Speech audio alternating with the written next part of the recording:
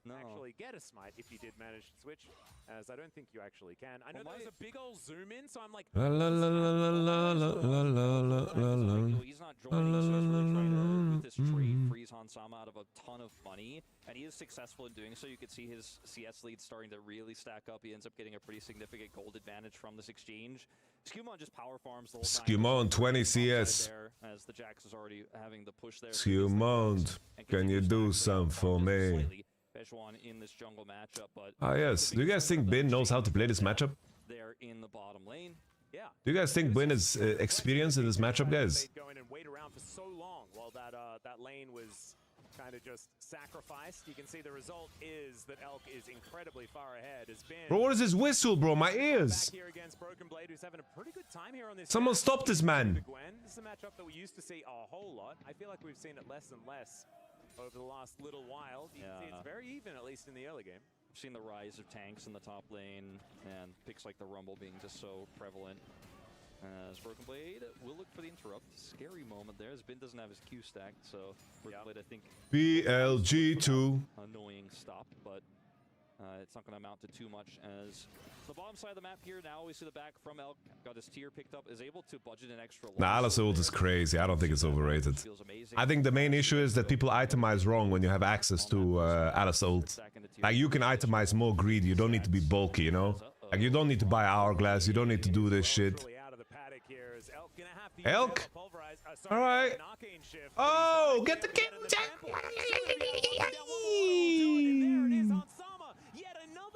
Alright. That's a 24 karat Labubu right there, man. I like it. Picasso. It's based on his level, Romeo. Labubu. Hopes to trade it back there with a turret shot, but is unable to do so. Hansama picks up the kill, and once again, an early game lead. Someone take this whistle away from the man, please.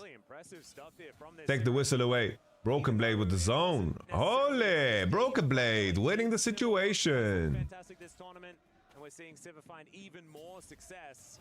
So it looks like Xena Warrior Princess is looking pretty good for EWC this year. Certainly. Been getting a bit of a shove here towards the top side of the map, but Broken Blade pretty happy, sitting on a Sheen. Pretty decent first back for him. Bro, Elk meta, this is just not Elk meta at all, bro. Cinematic there as Caps goes out with the teleport. Elk meta is like reverse Gumayushi, bro. As Lebrov does head back over. If meta for Elk is Aphelios, sure, Gumayushi plays Aphelios, I know, don't fucking type it out. You're annoying. Ezreal, Kaiser, these champs. Elk is a giga Ezreal player though. Yeah. When we're talking about the fall off, we're not talking about, yeah, he got ganked here by Labrov. That's his whole fall off. No, we're talking about like everything. Hey? Jungler's going back to farm. Not enough control for either side. Great spell shield there from Hansama. Yeah, nicely done. Absorbs the Mystic shot.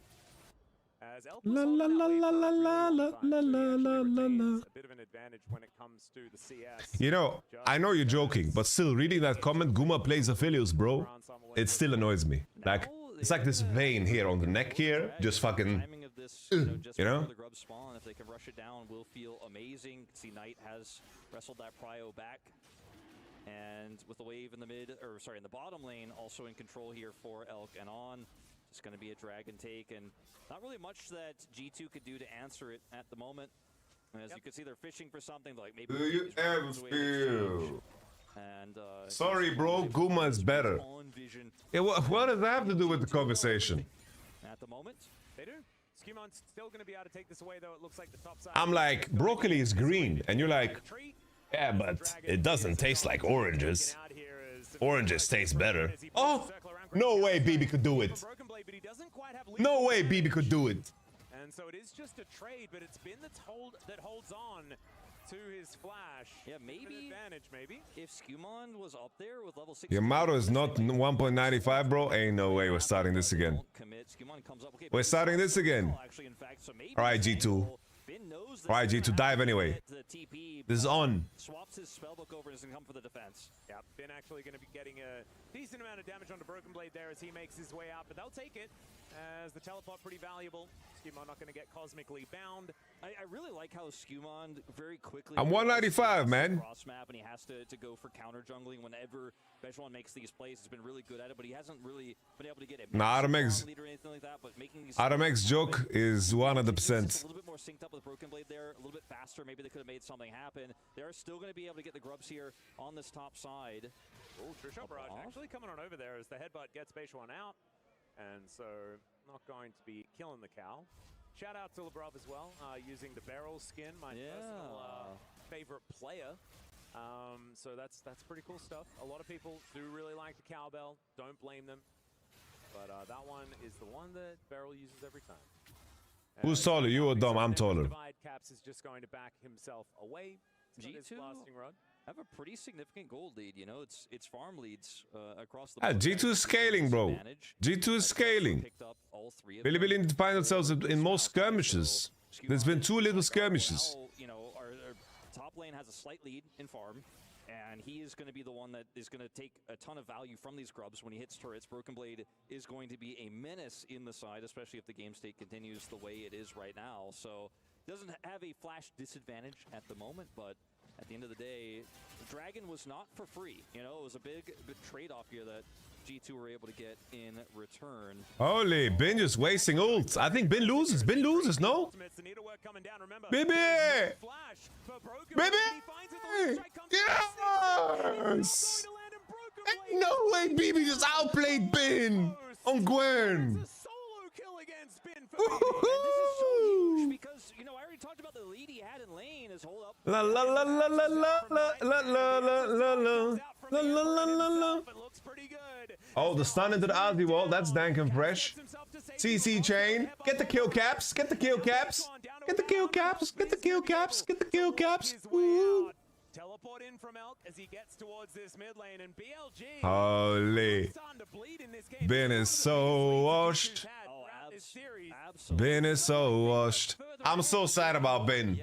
This year was supposed to be the year where Ben and Zeus fight against each other like raging dragons over who is going to be the GOAT. And both of them are just not, they're not around. At least Zeus was the best player in the world there in fucking Winter Split.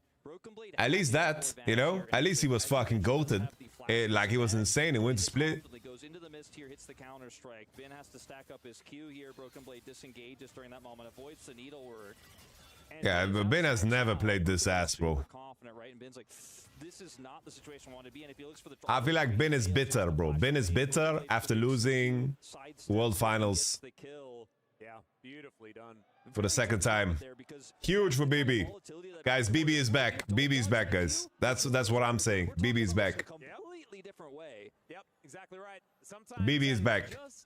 That's the old throw. Man's giving it back. And seeing what is going to pay off. And for BB, pass the Yola. Let me turn it to crack. Come on, come on, come on now, baby. You and I especially will. Come on now, baby. At recognizing Gwens that are like 0-2 that still win. Thanks, Doran, for letting us know. Or in this tournament, Zeus. Yes. Did Memento do a Turkish head trip? Ends up doing that later on. That's the case. My man needs a refund. I don't think he did, no? I wasn't a huge fan of that one. I like the 0-2-0-3 that Doran showed us. Broken Blade's going in again. Yeah, he is looking. All right. Ooh, Broken Blade. Holy, Yoga Bonito. Yoga Bonito, Broken Blade. I like it. Yo, this Drake is very important. Ben has TP. Knight also has TP, but he's bonking top turret. Can someone fix top wave? Broken Blade needs to TP. Bro, this Drake is important. We can't give this Drake G2. We have Leandri on Maokai. We have Trinity Pulse on Jax. Oh, Jax is not TPing. He's walking. He's walking. He's walking here. Alright, G2. You can win the whole game here. You can win the whole game here. Come on now. You can win the whole game. I swear you can win the whole game. This is your fight. Look at the inventory of the enemy. They are ass. They're useless. If you lose this fight, just go home. It's fine. It's fine. Let's go home. Alright. Alright. 1 for 1, 1 for 1. G2 fighting. G2 fighting. Both jungles gone. Yeah, a bit of a risky call there from Knight, and goes in for the Maokai steal right in the face of a Maokai. Look at the inventory of like Silas and Ezreal and Gwen. They're so weak. They're so weak. Wanted to make the quick snap decision to go in for that, but ends up just being No Road of Ages yet for Silas.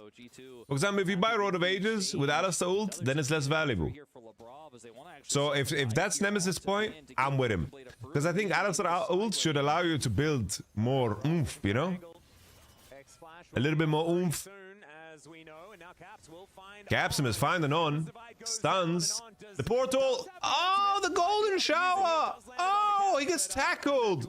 Bro, that was fucking Kamzat and Khabib fucking keeping him away from the cage. Herbdine was like, no hands on the cage. Stop holding the cage. Is this best of 3 fearless? Yes, it is. Yes, it is. All right, huge dragon. Guys, G2's gonna win this, brothers.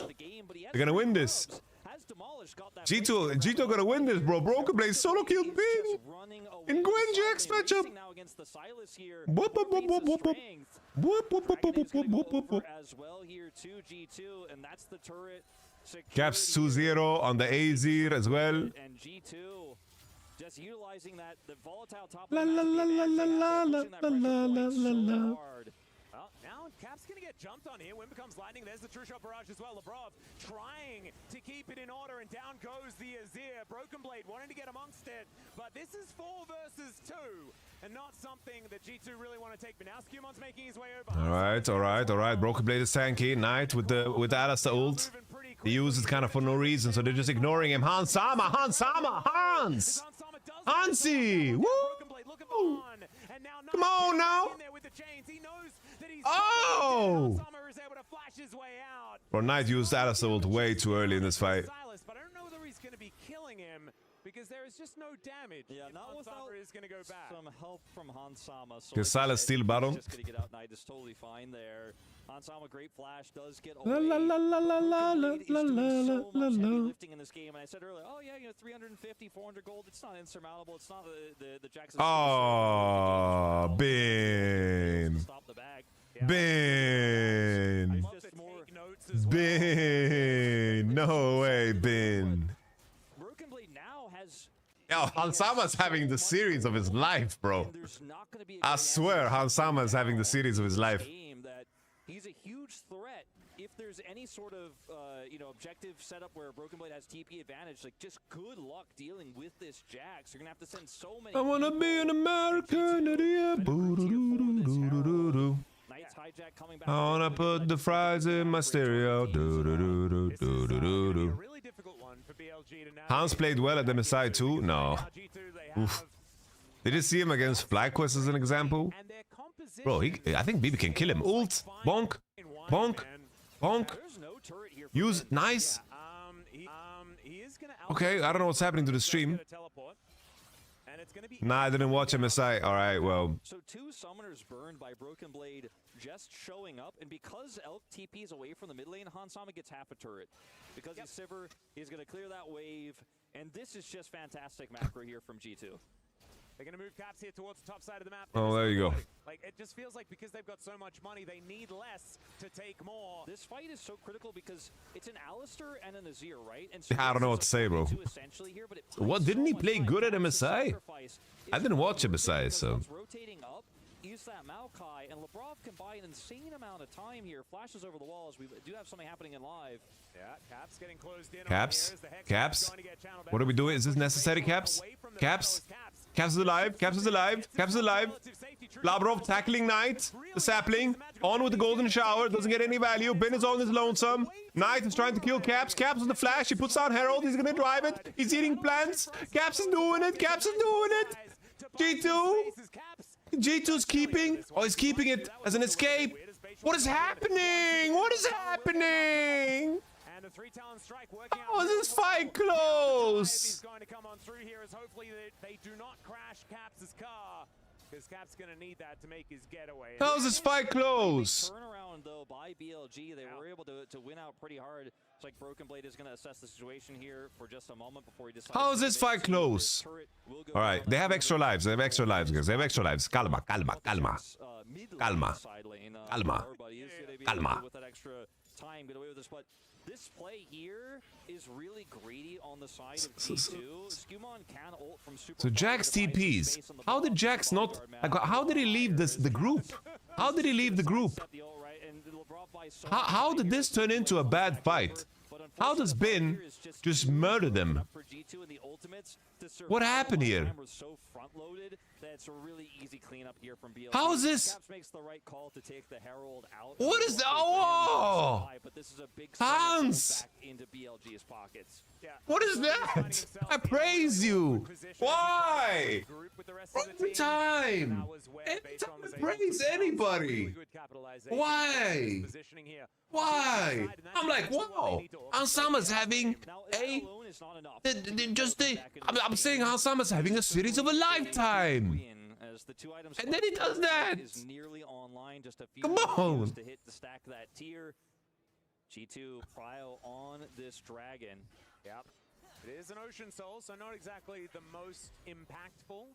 It does mean that the Rift is very pretty. Caps with TP pushing this turret in the top lane. All G2 need to do is to buy time here for this Azir to 2 items on Ezreal somehow, guys.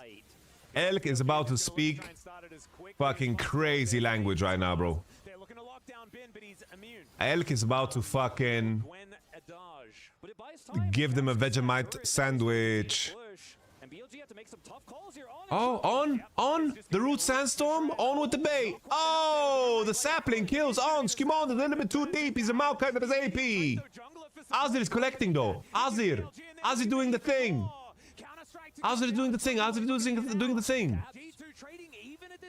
I mean, Caps know what they want. They don't end up though TPing Caps in, and he's gonna get a second turret there in the top side. In? No. G2, relax. Can you just fucking take the win? Take the damn win, G2. Take the damn win, G2. Take... What is Beishuan doing? The momentum swing was ridiculous. The utilization of the fact that they had the man advantage. Alright, Caps got so much gold, guys. He's rich. He's rich, guys. Yeah, it was definitely They got that Saudi bag there on the top side. They got the Saudi bag. To TP Caps in and try to turn the fight, but with how scrappy it is and Why Rylai's? Because Liandry value is not high this game. I don't mind it. Rylai's actually makes sense on Azir because it allows you to get like one extra hit in, which DPS wise is massive. Down here on the bottom side of the map. It is a dragon that goes over to BLG. I think the thought process behind this, though, utilizing the fact that, as you pointed out very wisely, it's an Ocean Soul. This dragon itself is la la la la la la la la la la. Billy really need to change the support.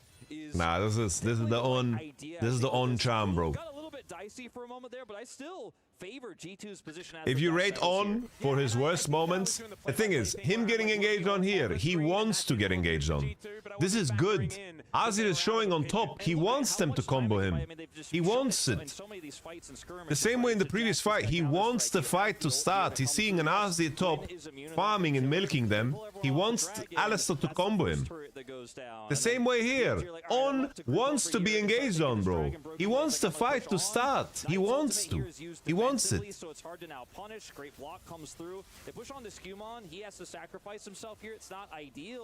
This is good. Every second they can buy here. This is good, guys. Aldir is top. Any fight should be winning, guys. If you look at On for his worst moments, obviously it looks bad. But On is still the second best performer on this team of this year. Of course, doesn't say much because Billy has been quite bad. But keep in mind, Billy still got second place in LPL. They're still beating all the Western teams, you know?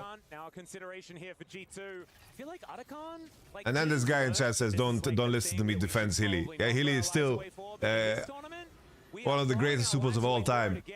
No matter what you think. Alistar ult. Ooh! Alright, Knight with the Alistar ultimate. G2 kiting. YamatoCannon on bot side. Looks great. Looks great for G2. Oh, the turnaround! The turn! Elk is speaking. He missed Q though. He's not speaking. Oh, the front line is so tanky. Wait. Did Broken Blade just end? Did he just end? Okay. Yeah, G2 very low. I don't think they'll necessarily want to commit to this Otacon, but with everyone else having to back away, TP showing topside here for Caps as well. They can just say, all right, well, you guys... Eric needs to do a lot more speaking. Let's put Caps in the top lane, and you guys will have to kind of clear this up as this... No. Like, this take that On had a bad playoffs is completely fucking fake, by the way. I don't know who peddled this, but On played good in LPL playoffs. I don't know where this came from, bro. Using the pressure of this Otacon to pull BLG into a really uncomfortable position. And you can see they're like, okay, not on Otacon, but we don't have any vision. Then Broken Blade shows himself here. And this is a really uncomfortable position for BLG because their Silas isn't here, right? And this is the timing to go in. And Peishuan, like, going in onto a Jax, like, Counter-Strike is the best thing for dealing with a Xin Zhao, and then On, you blink and you miss it. If On ults the rest of G2 to actually potentially look for a turn in a fight, but he just tosses it into a spell shield instead. That's a big tool gone. And then the follow-up here, once Peishuan, can you do something for me? You just cannot win that longer fight despite some of these low health bars here. And Broken Blade is Yeah, this roster's completely combusted. Holy respect. G2 is beating Knight on Silas and Bin on Gwen. Respect. Broken Blade with the MVP performance. What a goat, Broken Blade. I knew he had it in him. Absolutely monstrous. I knew he had it in him. Sit in side lanes to make stuff happen. You can see moving down towards this bottom side, and the Otacon is still in the eyes of G2 right now. 4,000 gold, the lead, and plus that, like, it's like 4.5k. It is a big deal. As you can see, BB has done the most damage in the game right now, and that is when Hans Sommer is like 3-1-6 at this point as well. It's a very big Sivir, but not quite as big as this massive Jax in the top lane.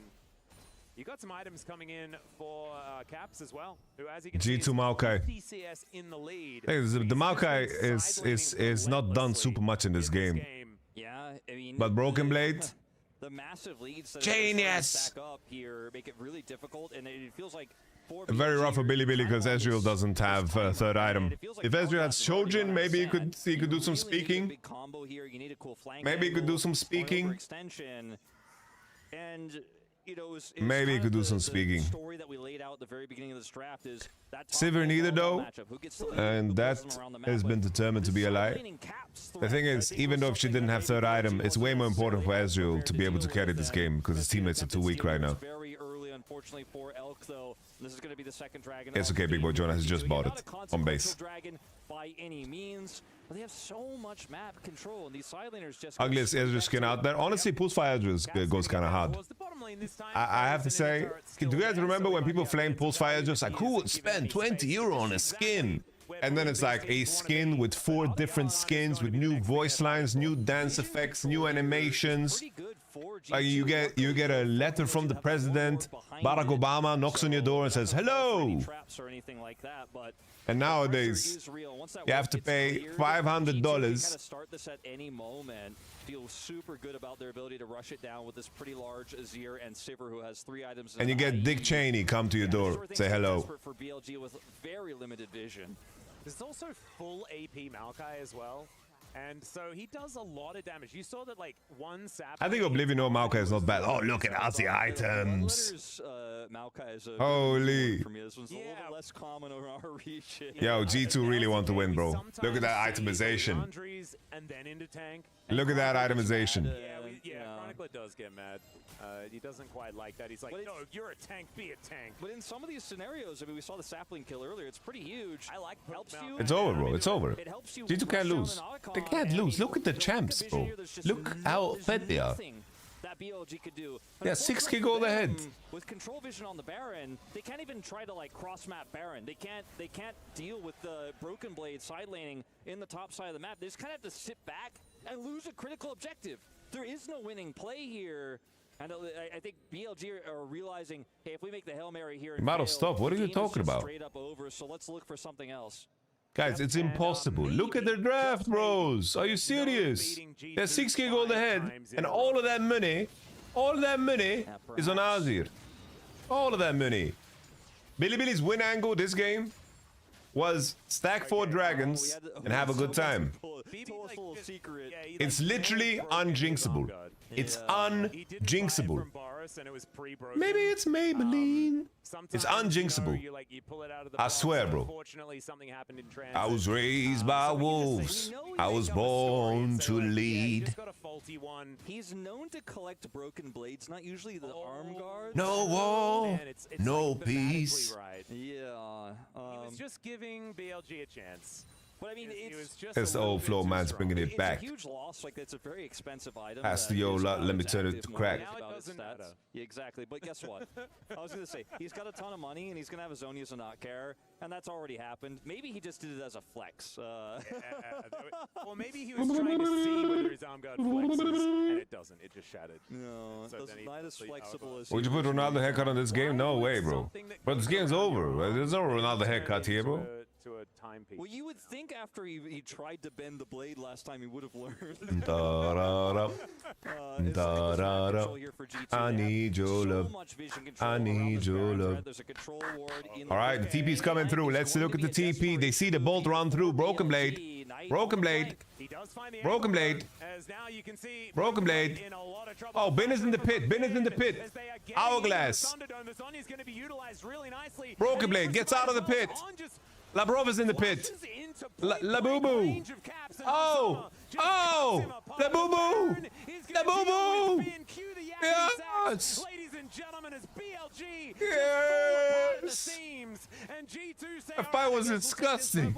Yeah, it looks like G2 We don't care. We don't care. happened at MSI and at least strike back here in this. And that's why you pick. We're going the distance tonight. That's why you pick La Boo Boo on Alistar. But he's zoned away, and he is going to die as well for his crime. Yep, there is the Baron secured. They'll take Beishuan as well as the Boomerang Blade comes on through. Ali. His pulverize. Gonna hold Ali. I just can't see any way for a comeback to happen now for the side of BLG. TP here for Broken Blade to the side as L straight up be dead. Flash forward into a cosmic binding. And then Caps dies. Stop! Stop! Caps just might straight up be dead. Stop! Stop! It's okay. Broken Blade is Stop, good. stop, He's stop. gonna two-shot the turret. Stop, stop, stop, stop. Says, I'm gonna Stop. ult that, so no, never mind. Stop, stop, stop, A stop. lot of things that were just taken Stop. away from us there in that last couple Stop. of moments. That was kind of like I Stop, was stop, stop, rushing stop. the call a little bit, you know, but I thought both of those things were gonna happen. Stop. Well, at least, BB does the wraparound, not going to be able to kill on, so the disasters don't continue too much. We are going to see things kind of slow down momentarily. Dragon going to be up in 5 seconds' time. It is Soul Point here for G2. And Finn is just going to get dove on by this big old Jax. All right. The needlework not going to really be doing anything at all as he parks himself back. Yeah, this series is very English. This is like this Dragon. a cup of tea. And now Broken Blade moving on over to try and get this last Morning cuppa with milk. as well to try and protect Finn. Chamomile. Would you like some chamomile? That's how English this series is. Almost got his void stab. But straight back to mid lane. Broken Blade walks at 4 people and says, "What are you gonna do?" Proper slogan in it. This Gwen speaks Arabic, bro? This Gwen does not speak any Arabic, bro. Feels like at this point could do no wrong, just sieging up. An incredible wave clear with Hansama on this. No Arabic. Got Caps set up to even potentially put up a Sundisc turret here for safety, and it's just a matter of time before this break gets broken open. Yeah, Labrov on a great flank angle. La Boo Boo. La Boo Boo. He does have an La Boo Boo. will, but he decides he's just not going to use it. All right, La Boo Boo. Almost as Elk with another couple of Mystic shots would have killed him, but they didn't quite have that as there's the Tempered Fate. It is only on to Caps.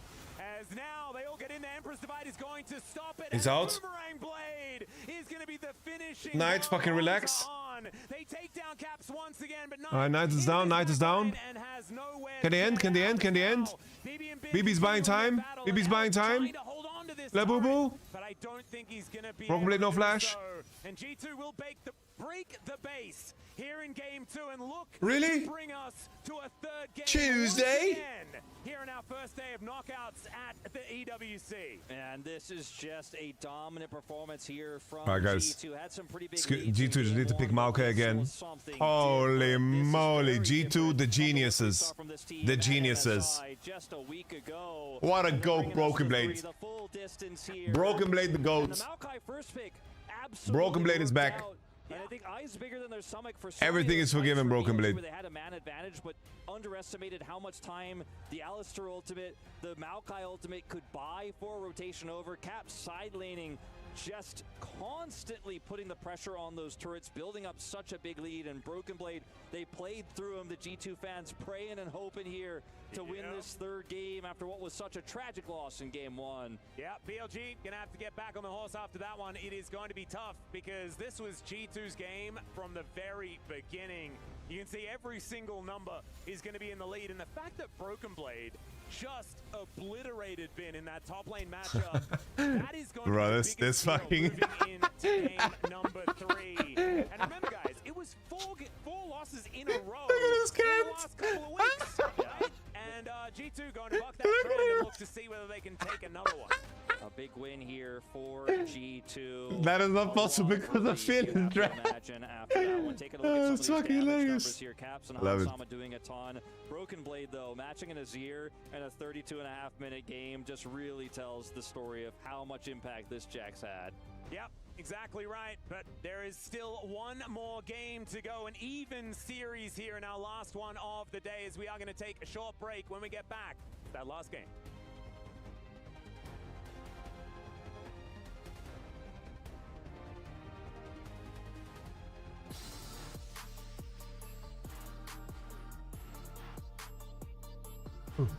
Oh. Oh. Oh.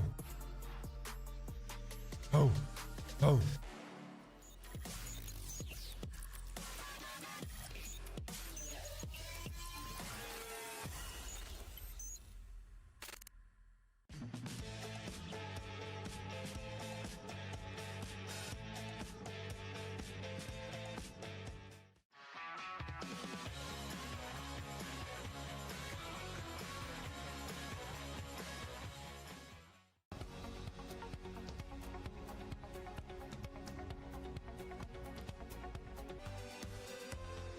Have you done Songless? I have not.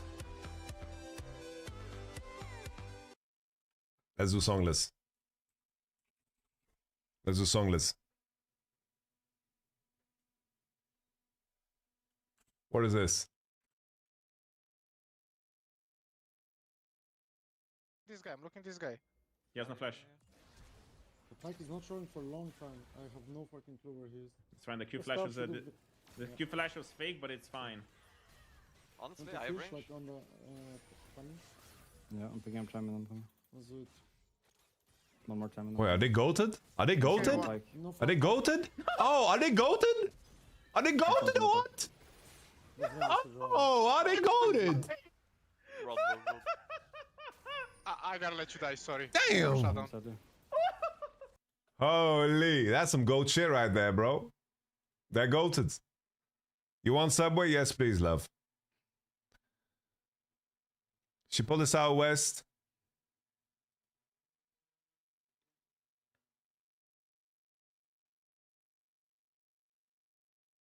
I think Korea Chinese network is trash. They go to evacuate here. All right, they're welcome. They're welcome. Why do I recognize this?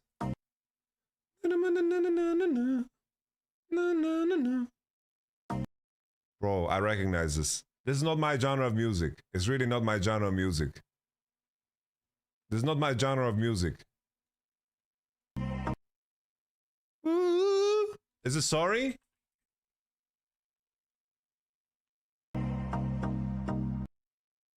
Do you recall? Not long ago. Checking the game status. It's not on. It's currently on break. I feel like in the West they like playing it a lot and it doesn't really. It was somebody to lean on. I don't think it sounds like that. It's not Lean On. I recognize Lean On. Lean On was a great song. There's no way it's Lean On. It was DJ Snake though. Let me love you. I knew it. Na na na na na. It was DJ Snake though. He uses the same kit, but I knew it wasn't the Lean On song.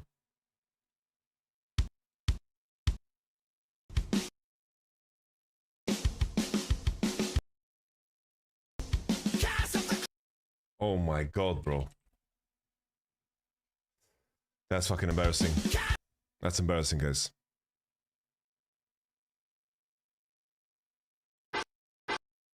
Oh, it's first-person shooter.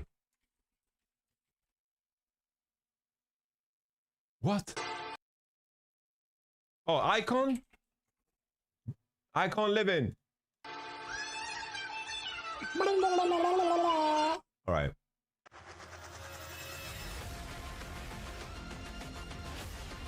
What you call an icon living? Start a record label, no, did it. Watch where you're going, cocksucker. But I'll never forget that. And G2 battle back. They give something for the fans to cheer about in the stadium. They got loud, and rightfully so. Europe 1 win away from making it back to a semi. Bro, look at my recommended. Isn't that something? Doublelift will be the next Hall of Legends inductee. You know, that bothers me. I don't know. Like, I think Doublelift as a player is legendary, you know? And I think there were periods in time where he was quite influential, bro. But I don't know. There's just things that he has done that are just unforgettable in my mind, bro. It's crazy, bro. I cannot accept it. I think Bjergsen is more like a better role model, you know? Way better role model. Bjergsen is a way better role model in my opinion. All right. I'm walking here. I really wanted to watch this video, guys. I really wanted to. No, not this. Not this. Where's there? Where's the sound? I really wanted to watch this video, guys. Sorry. City, and I'm so excited to. So I just landed in New York City, and I'm so excited to get. Whoa! Hey, I'm walking here. I'm really excited to get. Listen to me. We don't talk like that. We don't say things like that. You understand? Do you understand? Okay, sorry. Look at him. So I just landed in New York City. Bro, it cut short. It cut short. No. Where is it? Wait, it was fake? Just landed in New York City, guys, and I'm so excited to finally be. Hey, I'm walking here. I'm so excited to finally be here. Listen, we don't talk like that. We don't. They just remade it, bro. My immersion is ruined. At least let me think it's fake. How are you out here doing another one, bro? With the exact same fucking lyrics. That's so trash. Nice. We live in a simulation. A little bit reportable. So, yeah, you know. That's the old flow, man's bringing it back. One, honestly. It's the same corner. It looks like it. There, doing what he could. There's just more McDonald's in the background. Had to be one of the ideas as well, just to be like, okay, if they take Azir, we'll take Silas. If they take Silas, we'll take Azir. But definitely a lot for him to hijack. What did you think of this draft here, Finn? I mean, you know, it makes kind of sense on paper because you obviously, I mean, in LPL, they don't really care about Maokai as much as we love it in Europe. Like in Europe, Maokai is pick and ban. You should ban on red side every single game. This is our main jungle, and this is what is being traded back and forth. But meanwhile, in LPL, they really lean towards the skirmish-heavy jungler, and of course... Is this true, what he's saying? So I think BLG, they were like, okay, we give them... Let's take a look at Leaguepedia. Let's confirm Finn here. We're fact-checking Finn live on cam. But I feel like maybe they didn't have the correct... Was it banned red side every game? I want to know. I don't know, but in general, I really felt let's see it. Let's see it. It ended up being very... Maokai open. Because they got everything they wanted. Maokai ban. Let's take a look at our first Maokai ban here, because when Bin Maokai made it ban. onto the international stage, he was Bin is known right. as one of the Maokai best open. Jaxes in the world. But let's not forget Maokai ban. Blade, where he's able to turn it around. Maokai peak. I was pretty good at that jab too. Yeah. Maokai out. Maokai open. Gwen, and it gets countered. Maokai open. Nullified, solo kill, Maokai peak. It's completely put down like this. Maokai ban. I felt like Bin Maokai had no ban. presence this game at all, and Maokai ban. just everywhere in every fight, jumping Maokai and peak. diving, doing so much Maokai for ban. G2 and really Maokai ban. this victory. Maokai ban. Absolutely amazing game from Broken Blade. Maokai ban. Definitely silencing All right. the haters and doubters. Finn is go. Because He watches LEC, guys. Confirmed. Fact check. Right now. Fact check done. Versus Gwyn, we see it all the time. Shout out Spin. It's not something you can, just kind of play passively through. You have to be constantly fighting. And I wonder how clapping was invented. Be the difference between winning and losing the lane. And you saw there, he got the solo kill on the Gwyn, which is massive, and he just, was able to run away with the game. How was clapping invented? Back on the last couple of snips, so just an understanding of what was going on. The exact origin of clapping is unknown. It's a very old form of communication. Clapping may have originated from primate behaviors like using vocalizations and hand gestures to signal attention. With the Zir hitting away at the tier 2. Yeah, this is kind of one of ancient Roman practices. The Romans formalized clapping as a way to express approval at public events. They are the one engaging this fight, kind of like daring BLG to commit to this team. What is the history of the applause? Beginning of the fight, and now it's just why like do we clap? G2 is like showing that they kind of want to fight, but they kind of want to get out. Michael here. The loudest clap stage. So here I am on stage. But to show approval, to show that they like things, why do humans clap? Amazing question.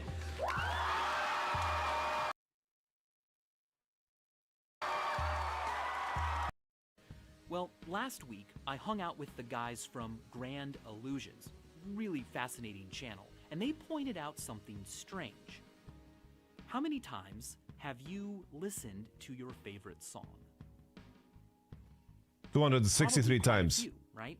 You've listened to songs you don't like plenty of times. Yes. But as Travis Scott, Jack Boys 2. 150 years ago, people only heard their favorite symphony maybe 2 or 3 times in their entire life. True. If you wanted music, you had to go to a concert or pick Bro, you just know whoever drew this dude was drawing a dude that completely rocked out, man. Look at this guy. An instrument or sing. There was no Look at that dude. way. But now, because of recorded music, MP3 players and phones and tablets and personals, not just Get to the point, get to the point. Check-out Cocooning. filters for experiences in the last 30 years. In my episode about them becoming a superorganism that speaks with one unindividuated movies, games, but that's applause. As that's all right. Whatever. It's okay. We get the point. We get the point.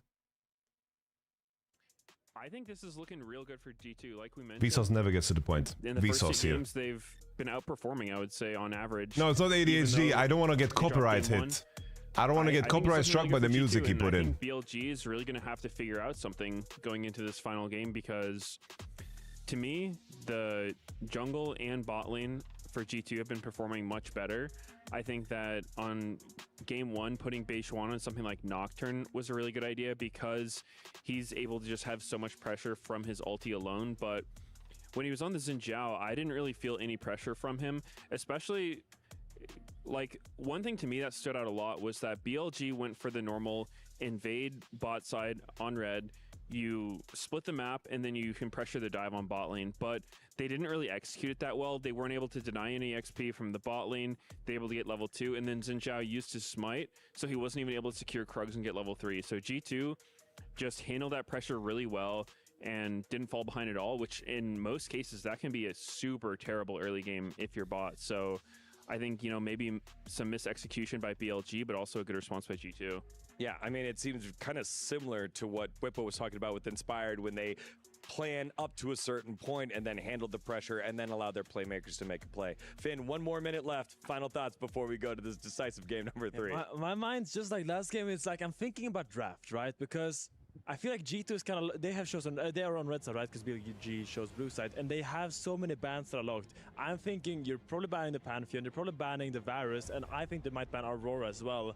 And I feel like that gives BLG kind of a big avenue to work within, because there's so many champions that almost are guaranteed to be taken out that they can kind of do whatever they want and kind of find any kind of advantage in drafts. Medios, do they get over the hump? I'm gonna say G2 for this one. I don't know. I don't think BLG is playing that great, and I think G2 is playing really well. So, yeah, I think they're gonna take it. We saw the graphic on the screen earlier. The last 4 meetings have gone the way of BLG. G2 looked better in game 1, did not close it out. They were dominant in game 2. Will they be able to do it for all of EU? Let's find out. Game 3 as we send it to the Thank you very much, gentlemen. You can understand why Finn was absolutely elated. G2 finally picking up a victory against BLG here in 2025. Has been struggling to put on his headset just a little bit here, but also struggled a little bit towards the top side of the map, up against Broken Blade. Yeah, there were a lot of resources given to get that Jax ahead. He ran away with the lead. They had triple grubs. The side lane pressure with the Azir, who also had triple grubs, was just immaculate. It was just a good macro game from G2, but now they're not going to have that blue side. This time, BLG will have side All right, selection. ladies and gentlemen, the music is hype. How that impacts this the draft. noises are cool. Yep. And what Broken Blade gets his hands on here. Let's see it, ladies and gentlemen. Exactly right. I'm also going to be glued to what Scumon's going to be able to play as well, because the Maokai looks Let's see it, great ladies in and game gentlemen. number 2, and we know that is an EU favorite. Not necessarily something that we in the East put as much priority on. Let's begin. So we'll see Lila. what Big Way and Easy Hoon are Lila. going to have a little bit of surprise in the Lila. jungle, maybe, to get Beishwan that G2 Lila. advantage. Billy here in Lila. game I number just want to see 2. good games. 100% agree with Finn. I think that Knight has Would be fun had to see G2 make it through, though. Would be some fun to see G2 make it through. Good day today. And then the evolution of shitty online discourse will be, well, G2 lost against Flanquist and MSI. Yeah, but they won against Billy. They could never do that. Yeah. You know? Some weirdly timed ults, some positional errors. I love it. This is partially why I love the discourse. I'm gonna love this discourse. Because they're winning the 2v2, and then The stupidity of the discourse injected into my veins. Two supports who were heavily criticized. Taking it way back to the 6th century BC, lawmaker Callisthenes of Athens made it so that the audience would have to clap in approval of their leaders, and there were too many people to meet individually. Through this came the applause, the unified voice of all these people in the form of clapping together in admiration. Game 3. Beautiful. Thank you very much, K-Tron V. All right. What headsets are they using? So I don't know what they're called. What is going to happen here? But these headsets we had at NLC as well. They're pretty good. And but I have to say, for me, I had a big head. And when headphones sit and press against my ears really hard, for what is the final game, then what happens to me is I start to sweat naturally. And when I sweat, sometimes, have you guys ever been ear blasted by so basically the noise suppression noise suppression from outside is the most legendary orgs to ever basically little microphones League of Legends. that are, I'm G2, explaining in a very dumb way, microphones that are recognizing the sound from outside and then making a sound to balance it out, so there's no noise. International events. Not to mention one of the biggest brands as well. So that's how the very, noise suppression works. Stuff. And of course, G2 with many teams across a lot of different games as well. I'm not and entirely sometimes, sure how the club rankings look and right sometimes, now, bro, you'd have to expect that they're if there's like a little bit of liquid going into anything, you get. We have to remember as well that the club championship, you need to come first. The sound is waves. So the opposite of that sound is a different sound, and they cancel each other out. That's a dumb way of explaining it, not the Vsauce way. BLG or G2, or whether one of these teams, well, which one of these teams is going to be going home at one of these teams taking that one further step forward to semifinals, puts them one series away from potentially making that grand finals and taking it all. There is so much on the line in terms of prize money. Every single step up you can take. Winning this third game is a massive jump in prize money. So it's tense, and you know, heading into a game like this, trying to keep your head in the game, trying to the opposite really wave sounds the same still. Really sucks. So excuse my question, I'm not familiar with what coach do in league at draft time, but I'm really just know is there like a champ lineup, plan B if one gets banned, or how it goes. You basically, the core of a draft is your 1, 2, 3 bans and your 1, 2/ first pick. Because after that it branches out in directions and how you respond. Once again, taken away the if I had to draw it up, question mark, it's been banned consistently in games 1 and 2. The core thing to prepare is your 1, 2, 3 and first pick. Or Hansama. I imagine the answers to these questions are all no. I'm opening up Epic Pen. So think about it like this. So your draft can go in 1 or 2 directions off of bans and first pick. This is 1 and 2 first pick and then bans, right? they're going to require those to be taken away.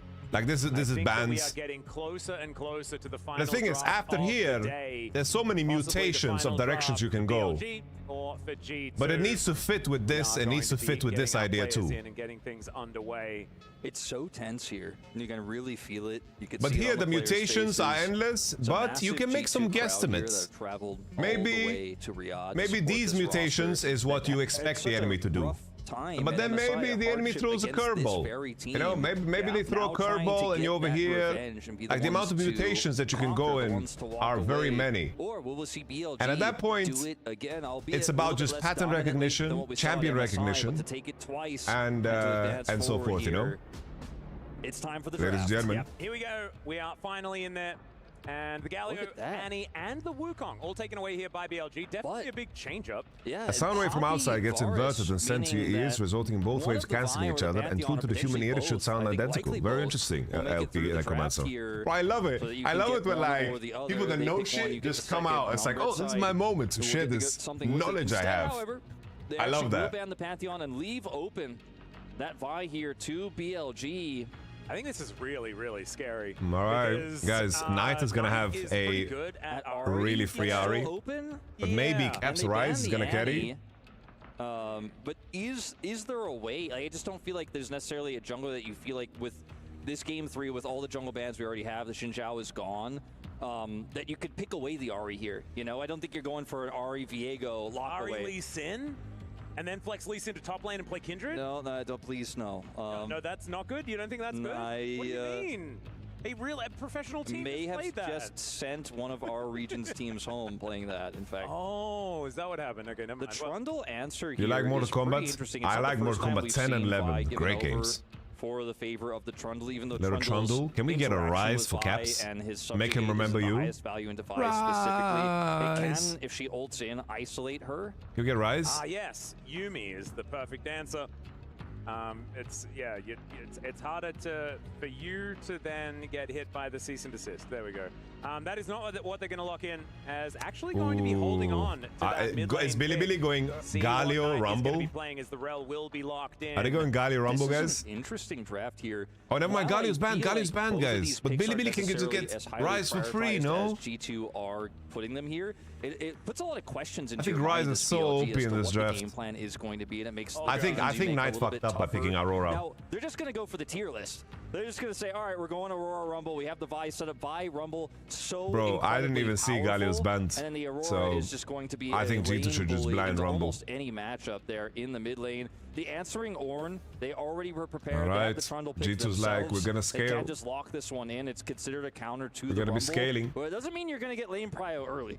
No, and the two best picks into the Rumble are actually banned away in the Galio and then the pick away of the Aurora. It's actually kind of cute. Of course, the Ornn has been pretty popular as an answer to the Rumble as well, like you mentioned.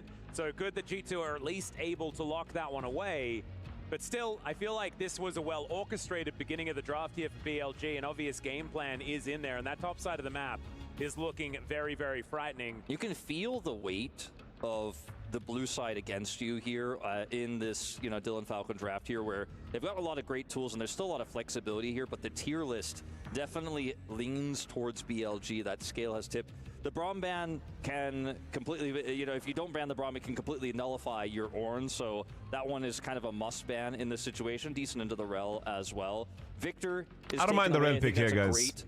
Hoppy was banned, Braum 4-5, Alistair is out. I think picking Ren like this is perfectly fine, guys. It's perfectly fine. Yeah. So it does make some sense to maybe a Rise ban to follow here. Yeah, that's what they're gonna think and take that one What away is Capsimus playing, guys? That's another one of those picks. A lot of mid lane bans here. I don't know what we're picking into Aurora, guys. Buy some space into the Aurora, just outwave clear her early, and I really just don't know not what we're interact picking, with guys. her in the side lane. I think forcing Caps to drop 4-5 instead of picking Rise on 3, I think is a I problem. feel like Misfortune works well with Rel, but I don't think this is Let the him kind of draft cook. where you want to be Vladimir. picking that one up. The Corki I like Guys, a lot more. it's time for Caps Vladimir.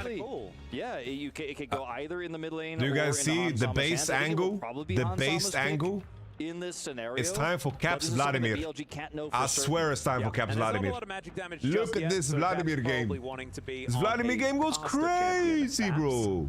As Oldia, oh no, It's the champion that everyone Rel has second hated pick. throughout all of MSI. Ooh, Kalista Renata. The Kalista Renata will be locked in here for BLG. It's so good into Trundle and pretty good into I think, Rel as well. guys, I know we're memeing on Kalista Renata a lot, so but I think in much, this game it's fine to AP pick. damage on the top side and Trundle both pillar the stops Rumble Vi ult, ultimate that's and a the lie. Aurora ultimate works so well with this low range Kalista plus the Vi lockdown. No way. That's LeBlanc. LeBlanc, Woo! long time no Caps see on this LeBlanc! pick. And man, I Caps have to say it, I have to LeBlanc! be honest. I feel like this LeBlanc pick doesn't fit the identity of this comp in really Euphoria. any way to me. You're strong into the Rumble. You're strong into the squishy Renata. If you can isolate her, Bro, maybe this is even a if you great find LeBlanc Vi pick, in a guys. scenario where if you're What are we ahead, saying? you can get into the jungle and harass her and push her away from some of her. Is camps, LeBlanc because useless the as a burst champ? damage of Maybe. LeBlanc is real, But LeBlanc's and she kit will is get good in this somewhat game. empowered by the ornaments, but it's not the kind of scaling damage pick I thought that with this Ornn pick G2 we're looking I thought for. Vladimir we would were go gonna see pretty hard something here, with guys. consistent damage. Sure, the Victor Into and the Renata? sorry, the Victor Yeah, and the LeBlanc is Rise were great banned into Renata. away. What does The Renata do Zir against is LeBlanc? banned as well by Fearless, so there weren't a ton of great options. I do think that you have so much mobility that a lot of this like ground location-based damage that is there for BLG is going to be less effective. Well, on YouTube against chat, you Caps. guys are Like, I think it's a good lying. idea Vi in that ult front. is Of not course, you do cancelled still by have a Trundle pillar. dash. So it's like it's the coming back. Vi that's more smashes blinky, LB? right? No, so bro. You go in, you start a fight, and then you can sort of get out of there without Like, any. you think you can just ult Vi? Sort of answer. That could certainly Like work here LeBlanc for Caps, TP's and we back know and that this guy then is just really, Vi is really going good. on LeBlanc has been in fucking the Saudi past, at Arabian least. Airways. LeBlanc is the type of pick too that could just completely take over a game, regardless of what your comp is. If you just get, I think it's a fine LeBlanc game. It doesn't matter. What Who won draft? I still think Billy Billy won draft. Yeah, she's a magician, right? She's like, and this one disappears. But to put it all on the line in this final game 5, this red side counter pick of the LeBlanc was a bit of a shock to me. And it's a pick that is just fallen pretty I significantly. just don't know how out of good the it meta is for against quite some Aurora, time. guys. I feel like Actually Aurora has the just visual update, right? So it has the wins different hard against icons, LB, no? so, like, I was Isn't that expecting that she'd sort of, like, come back into the meta cringe? because like we're gonna play her because now she's changed a little bit and just wasn't a thing at all. At least definitely not in the LCK, and haven't really seen her internationally either. So Cap's going to be bringing that one out here. That's why we love Fearless. You really do have to get a little bit deeper into these champion pools. Yeah, I mean, the only other pick I was thinking about that maybe would have been strong with their comp, scales pretty well, has good wave clear, was the Hui, but, you know, again, not ideal, right? Like, not perfect in this, not perfect in this scenario. There's a lot more agency, I think, in this LeBlanc and Caps. Is it the first man. He Kalista has to Renata be of the main tournament? character of this game. I think if G2 yeah, I think so. are going to close out the series. I think he's pretty used to being the main character for G2, so I wouldn't put it past him that that one can certainly happen. As here we go. G2 onto the rift. Lane is why you pick again. LB in the We first are place? No, finally it's here really not. As the keys loom Guys, over the rift people here misunderstand now. LeBlanc. One of them about to LeBlanc get will lose crushed his lane against immediately almost all after champs. this game The right pressure here. LeBlanc has is that Yep, if nine he, caps facing off the for enemy Rob and laner On also needs to respect going the to chain lock so eyes fucking here hard in the because he river. should be afraid of the enemy jungle. Going to happen. If LeBlanc can trade for free, she wins. But if, like for example, if I play Azir into LB, Crashdown coming on through there. It's the if I can E logistics protocol actually forward picked up from On, so and not Q able to forward shake and E anyone's hand forward right now, and trade as to a the death, electric I does win. come on I win through really hard. from Caps. But if I don't have Yeah, Caps vision is and like, enemy you jungle's executed my coming when I support, get but I changed and I E executed forward, you. then I Favorable get trade blasted. in the mid lane, but, So it's all about jungle pressure. That's all. It's all about jungle pressure. No, it's fine. XO. A lot of people have this opinion about LB, but LB is a scaling champ that plays off of pressure of the teammates. Yep. We need to talk about skin choices. When LeBlanc has Of been good course, in it is lane, not the, she has been baseball, the most broken champion in the game, you so know? I'm kind of okay with it. I think that one's kind of illegal because it's so boring, but there's a lot of other really cool skins. Traditional Trundle, always okay because you still get the Pillar of Filth. This one, a little bit different, a little bit newer. Because the thing is, LeBlanc's damage is guaranteed. A good LB guarantees her damage. A good LeBlanc reaches everyone on side lane. And if she gets to the point where she's too strong, she's OP. Oh, look at that map split. Look at that map split, boys. As to what has gone down here with the pathing that they took, they will catch this wave here, but just playing around the Kalista, not interacting with her at level 1, and then allowing for this clear for Skewmond. This is kind of crazy as well. G2 actually able to pick up every single minion in the wave because BLG cleared it so fast. So not actually losing out on anything is, okay, passive already procced from Caps here in the mid lane. Knight continuing his good form, and we know that Aurora, if played aggressively in the mid game, in the mid lane, sorry, can really just stop you from being able to have a good time at all, ever. Yeah, it's hard for Caps to proc electrocute till he hits level 2 one more time there, and the trade does hit it there. And we'll look for it. We're going to pan away, but we have a small pause There's here. a pause. Okay. Flamethrowers being exchanged on the top side of the map, of course. Yeah, I think Bilibili's going to win. Better about it. I don't see G2 as the team to be able to pull up an LB. That's why I thought they're going to pick Vladimir. The reason I like Vladimir here, guys, the reason I like Vladimir here is because it's really good into Vi, it's fine into Aurora, scales really hard, you just have to give up your early game, you know? And it's an answer we've seen in the past, and I thought it played into G2's strength, you know, playing a slow game. But based on a referee here, it looks like it is something. Vladimir was a counter into Aurora in the LPL. Yep, Ben looked like he was dealing with something. We have no idea what that was. He was pointing at something. Wasn't Akali also an option? It's just a worse Vladimir. That is going to get resolved pretty quickly. And as we can see here, looks like we are readying up to get this unpaused. So sepia mode really not lasting very long. This was a discussion that we heard yesterday, Wolf, when the other boys were on. As yeah, Dan and Jake were talking about Sephia. Is that what Dan said? Did he actually say Sephia? I don't know. Whose draft you like? I like blue side draft more. You know, someone asked about Kalista Renata. When is it good? Currently, I wish I could say them as cool. The thing is, there's two lines of thinking. He actually said that right? one just wrong, though. For example, that was my opinion. And you remember that Olaf pick that Anyone's Legend did? Right. On paper, it was fantastic. But then the question is Olaf a useful champ by the numbers? That matters. Your numbers really affect your relevance. Okay. Well, the face melter might actually come on through here as Broken Blade going to get punished for his great performance. That flash was the right one. That's a good flash from Broken Blade. It's a good flash from Broken Blade. Right, as Knight is dead. What? Huh? Yeah, level 3 getting made? Paused. It's like, what the hell? That shouldn't have happened. Yo, Knight is inting, by the way. He knew there was a map split. There was a map split. Billy downfall. The aggression continues here as Labro. having to flash away from Relax. Don't give them value. And Caps looking for a bit of an angle, and my god, that is so much damage. Holy Caps, you're psycho. I like it. That was the reason why Caps does this is because Caps he has TP. advantage, so he wants to get as much damage D2 boy lane doing some bad trading. Before he just TPs back. Oh, the flash out is on. Actually, he predicted the flash. So basically what happened is Trundle map split and then crossed through mid and just collected Knight. Both flashes on map split. Like Knight knew where he was. Does not feel great. At least Hansama is quirky and does have. Look at Trundle how far ahead he is. This is your game, Skimondo. Like the last game of a series, you know, in the deciding match. I think LeBlanc here is a good pick. This is a great draft for LeBlanc. But in isolation, Aurora should win, and then just a question of how much can Skimon do. At each other throughout this entire early game. Caps has this it's a great start for Capsimus Prime. They killed Knight for somehow mysteriously when Knight was on Raptors. I don't know. We'll get back to that later. But then Caps was able to trade with him and then TP back in here, so has a pretty significant. All right, Capsimus using his health advantage. Get the chain, Caps. Get the chain. Oh, that was killed, by the way. And Caps is just chilling. Skimon here. I think you E-flashed that, no? You E-flashed that, Caps. I'm going to go over here and start putting the pressure on Holy this Skimondo. We'll be able to do very little to yeah, look how desperate Beishwan is. Beishwan, can you in some for me? Return, I suppose. Oh, Beishwan. Do your dance, Beishwan. Do your dance, Beishwan. Do your dance. Do your dance, Beishwan. Where are we flashing to? This is such a weird start to this game, and it's not good for BLG. I'll tell you guys. I would put it in the cons column, Wolf. I'm going to put that one in the cons column. Cap's going to be able to pick up that kill. He is on 300 health at least. Man, if Cap's a Dark Seal. But I am if he had Dark Seal about how this game is started. I think it's really just a snowball here that happens from the mysterious death, right, of Knight that occurred.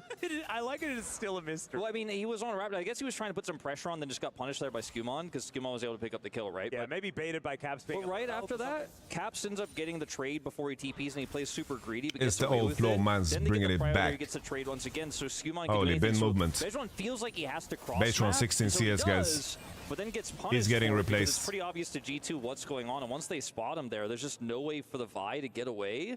So if you look at the gold leads here, I mean, Caps picks up the second kill there onto Bejuan, so he has a pretty significant lead himself, but the lead for Skewmon is massive because he took so much of the jungle away, denied the cross map from Bejuan, so he's 20 CS up right now. Replace Wei, play long enough to see yourself become the Wei. This Trundle and this Vi is so significantly behind, so G2 loving the start so far. They really are. I want to give a shout out to Skewmon. Bejuan, fucking go do your golems. Like, what are we doing here, bro? What are we doing?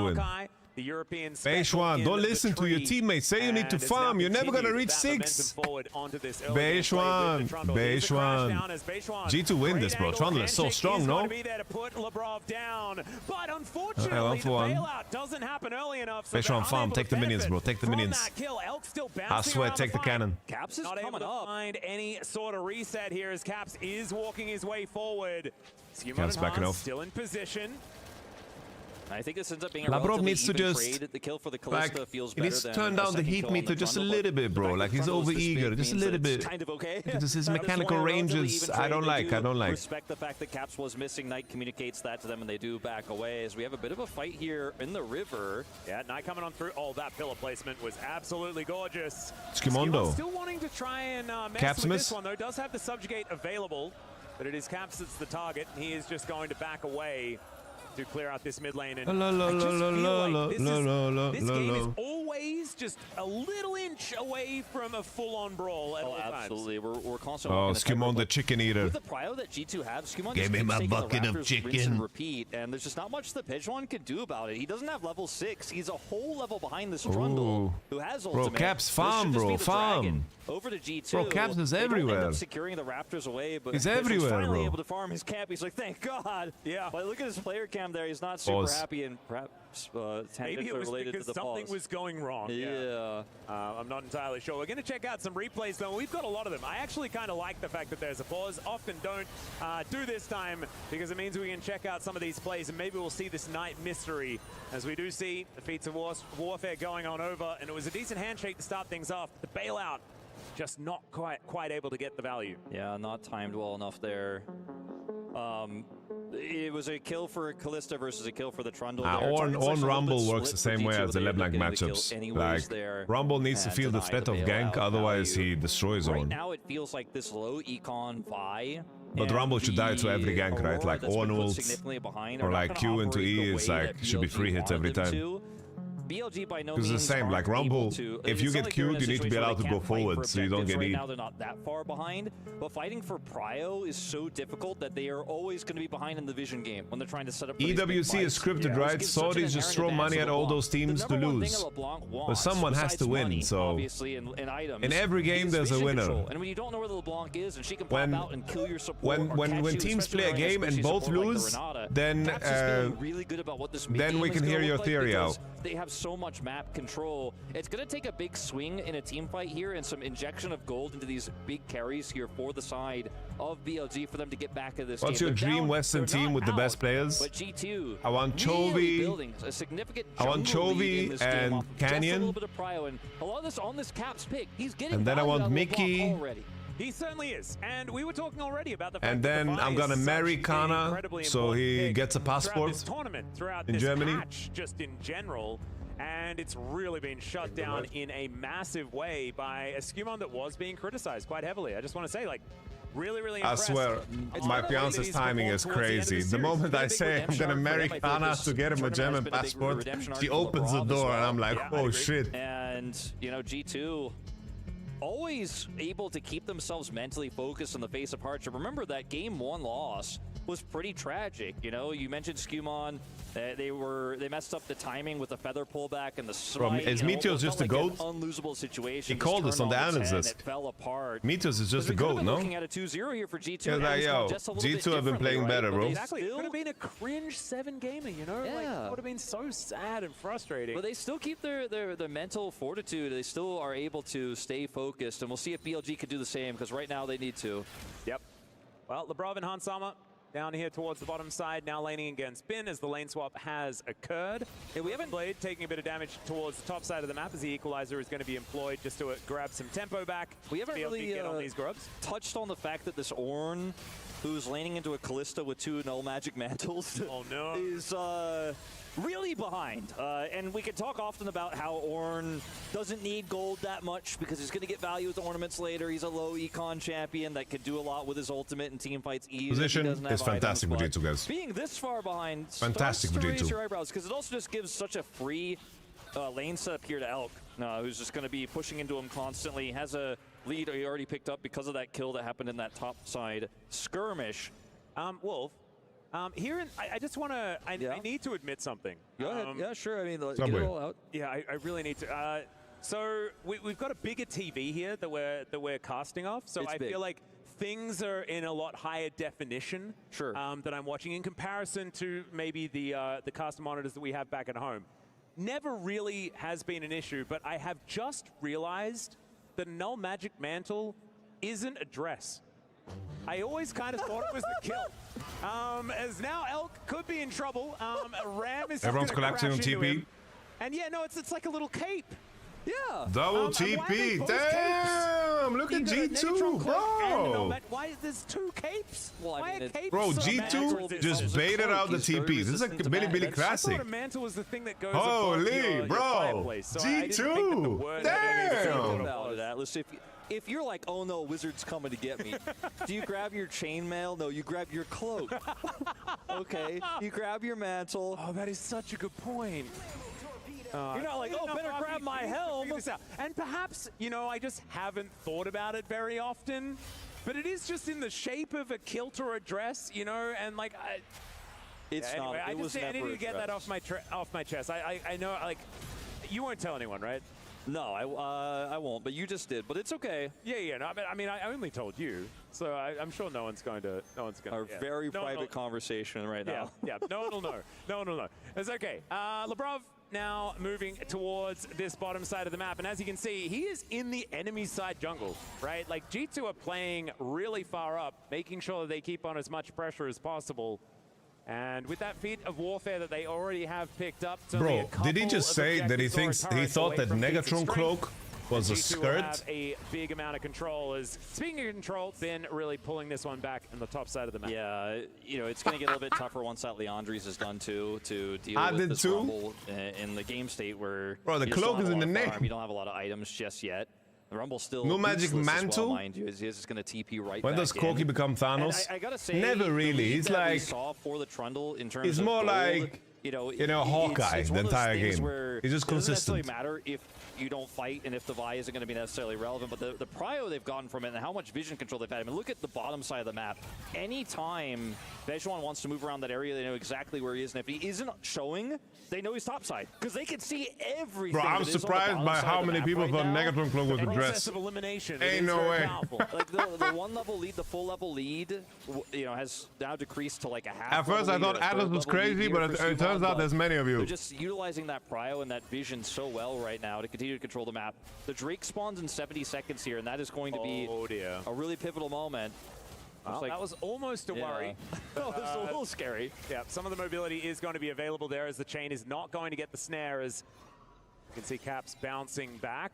All right, Caps, go home. Go home, Caps. But that, of course, is one of the lowest cooldown ultimates in the game.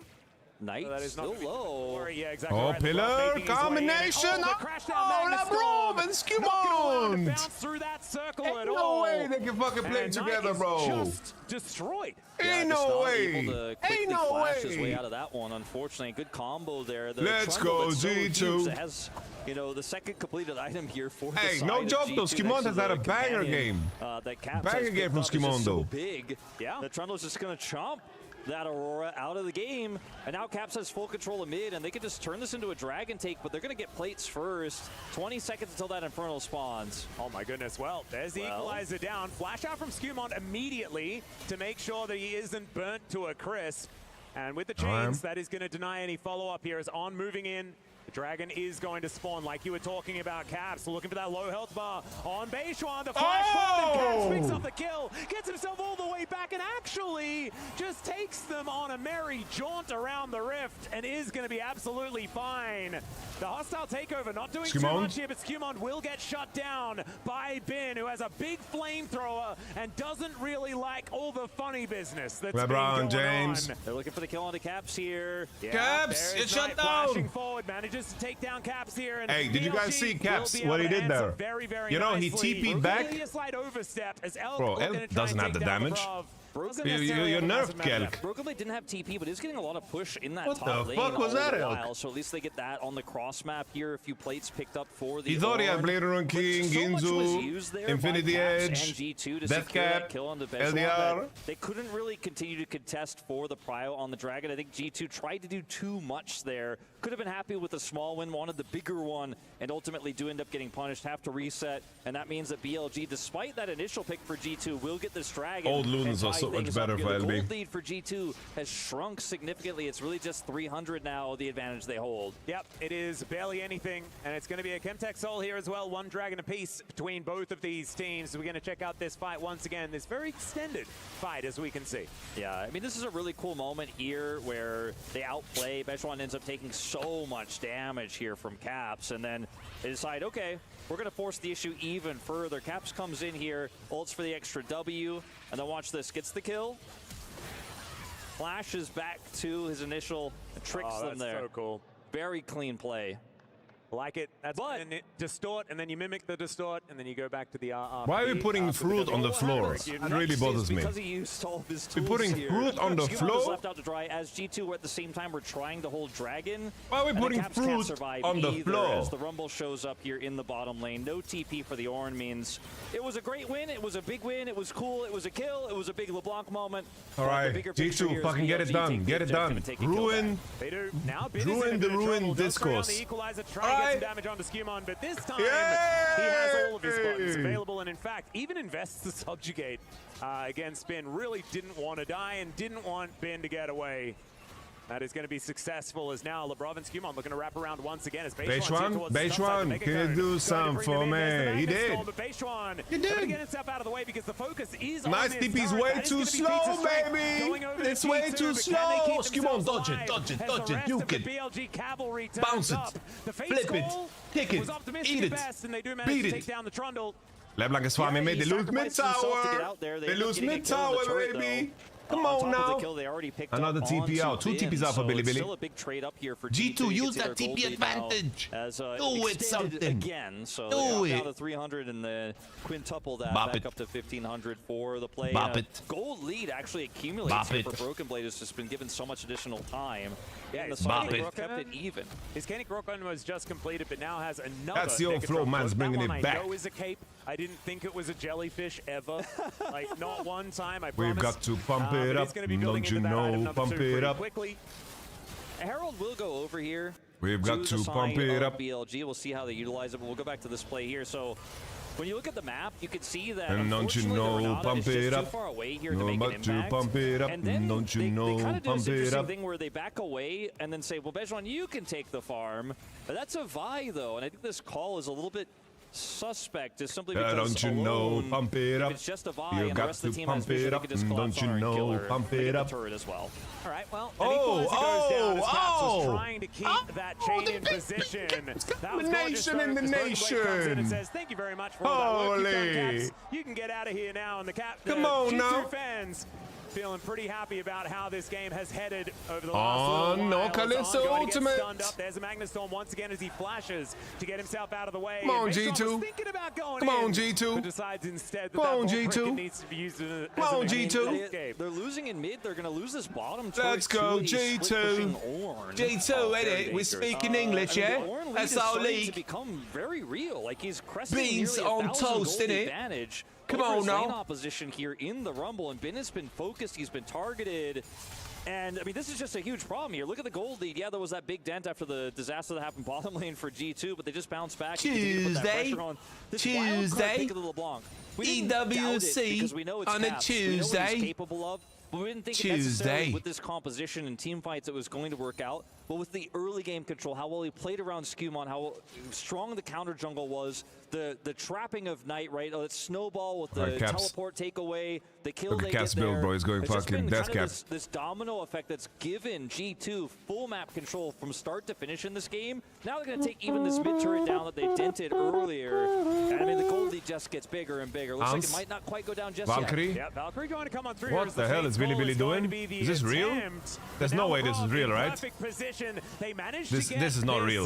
This pillar down This as is well. not real. And a great spot. As Elk not going to need the bailout because he just pulls all the sticks from this troll and takes him down. Han Summer also going to be executed by Knight, who finds him off to the side, and in the blink of an eye, Can we not lose the whole BLG game will for take nothing? control. They'll look to take down Can we let this our outer LeBlanc turret, base and for they get that themselves gap? right back to gold parity.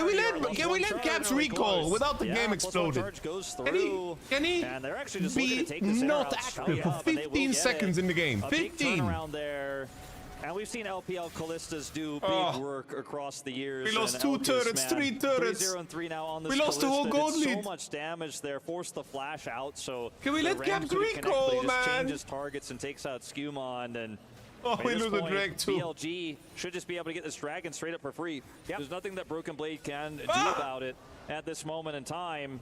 And the rest of the team is still licking their wounds from that double turret take. And like you said, back to gold parity here. A Drake lead now in the hands of BLG. Well, G2 looking for another skirmish. We are going to check out this fight a little bit beforehand. This is like, he is so incredibly confident as they commit everything. They're like, no, he's overextended, we will kill. The Berserk comes through here. They Bro, can't get the kill. are psychopaths. Why am I getting 3-minute ads? This is 2025 and you're not subbed and you don't have ad block. That's why. I'm sorry, man. He does not carry. He doesn't hear us anyway because he's in ads. It wasn't even close. He wasn't worried for even a second. I'm He's sorry. Just like, I'm sorry. My DPS. We're I got sorry. My support here. And it doesn't matter if my first target gets away. I just go for the next one that's in range. Yep, exactly right. I do respect it from Skewmon, as of course, you know, you do want to try and at least get something back in those No, whistles need to be banned, bro. It doesn't quite work out. As Otacon has Whistleblowers. Skewmon is just There's no referees in heaven. And now they're going to look for the turn. All right, let's see it. Broken Blade. Rumble is really ass. Bin is into it. He flashes. Holy, look at that Bin equalizer. It's disgusting. And G2 drawing first blood. Oh, this is winning. This is winning. This is winning. On that Magnus is beautiful, and down goes Beishuan. This is not his game today. They are BLG having to deal with the fact that both of their utility picks are dead. G2 are able to identify they have this pocket of vision on Otacon, can start it up, and because they have the Ornn who can engage from so far away and the follow-up is real, they can just say, we start Otacon, if you come anywhere towards us, you're doomed. You're going to lose the fight. And to say that BLG had a setup or an answer there would be too kind because they really Ain't just no way. looked a First little time bit panicked and chatter. out of sorts as the Aurora teleport comes in so incredibly late from Knight, and he ultimately just has to flash out. And this is a huge win here, is look at how little control goes over to the side of BLG here. Like, LeBlanc is flanking, Caps gets the initial kill here on the Renata off of the start, and then they're just so split up. Like, yes, the Aurora is going to show up here to try to bail out this fight, but it's just too late, can't actually get in. And then they look for the turn here with the Magnet Storm, and it's just a flash from Knight out. Vi goes down, and it's a huge win, not only in kills, but also, as you mentioned, the Otacon going over 27 petals to 12.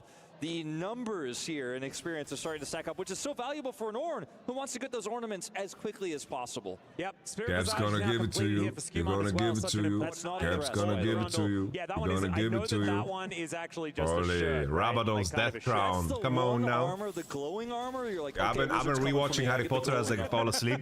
It kind of fucking bangs, bro. That as well. Force of nature, I just rewatched I Order of the understood. Phoenix and how they're training in that secret room. And that Dolores lady, she's so annoying. I think it's a gotcha claw. I think that's what it is. And then she as gets we can kidnapped see. by Like, you can see it centaurs. there. Like, now that it's off cooldown, it's a gotcha claw.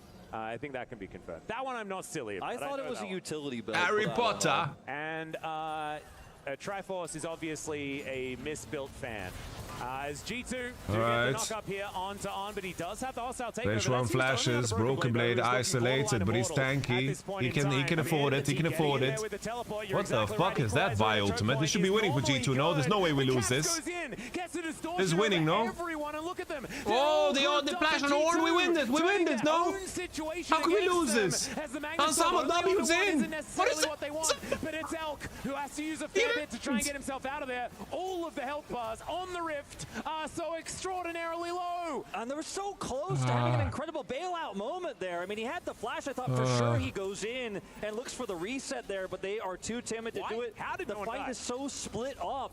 And the Ornhorn there cuts BLG in half, even though it isn't secure. Bro, everyone has met a Dolores in their lifetime. You don't think about LeBlanc's distortion Guys, as a big G2 are battling their mind, you know? Let me tell you guys something. Let me tell you something.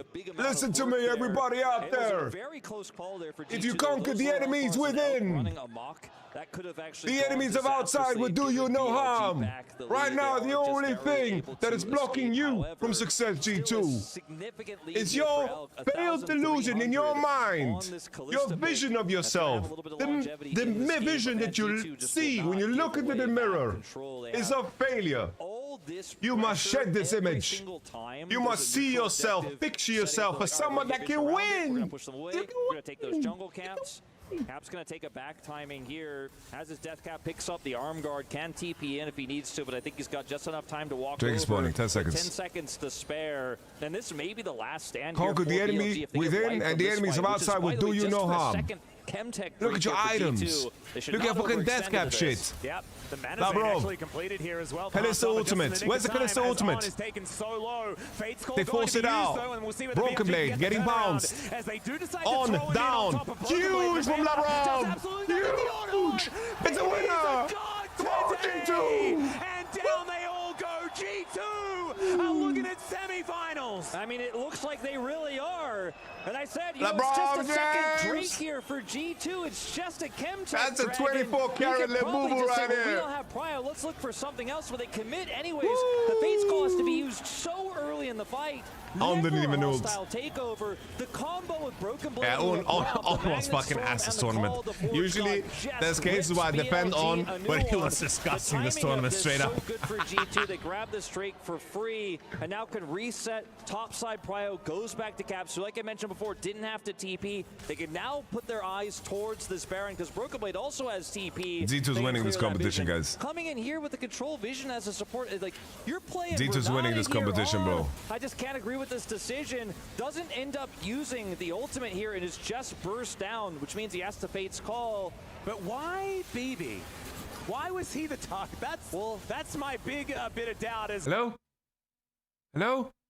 Remember setup and then the knockdown here, just beautiful. Well, I think it was one of those moments where you're like, I have to Fate's Call for safety, but I got to turn that into a positive somehow. But Hansama was so far away. Yes, LeBron smiling. Come on now, LeBron. Like, you're not going to get him. You're not going to get caps on the LeBlanc. So Dylan Falco actually like reacted to that one that time. GG. Down goes Basewan yet again as we hop out of the replay. And G2 going from good to good. And that's the jungler, guys. Baron is now up and available, and G2, they can head over there. Maybe not wanting to go it's for over, any sort of lads. 50-50s. It's over. Come on now. It's over, guys. G2's winning in WC, Knight's alive. And we all remember game one. Still, they're just going to make sure that BLG cannot get anywhere near this pit. And then my Rumble ult will steal Nash or something weird. Caps gets the chain on Knight. Knight is discovered by Renata ultimate. Is going to get Bin. so much CC down. That's the turn. Bin 1 HP. Come on, finish Bin. Finish him. Flashes out of the way of the buttons that Knight is trying to put down. Oh, and Caps wins the duel in the 1v1. Yo, did you guys see that fucking... That was some bleach fight happening on the right side. Did you see that shit, bro? Knight versus Caps. That fight, that was some bleach shit, bro. That was some anime. That was JoJo versus fucking Dio, man. And he was the one that was performing the best today. And he was the best performing player here for BLG, but Caps, man, the king of EU, G2's franchise player, says, I am better today in this final game, in this wild card pick of the LeBlanc, because we have a fight for the Baron. This is getting a little bit messy now as the cease and desist comes in. He's 1 HP. Is going to take the exit. exit. All right, they can't steal it. They can't steal it. They can't steal it. Oh, the rocket from downtown. As Hans Sama did see Finito rush on the control ward, and they take down the Baron. Go home, Billy Billy. Gonna follow Bin Go to home, his Billy Billy. face, I think, and look to Go try and take home, down Billy the Billy. recent inhibitor turret. Phenomenal. Go home, there, Billy as we Billy. saw as G2 looking to just clean up the scraps. I mean, these are some really long death timers. They can get some serious base damage done here. They really can. On gonna flash out of the way of the Ornhorn, but I don't think that's gonna save him. La la la la la la la la la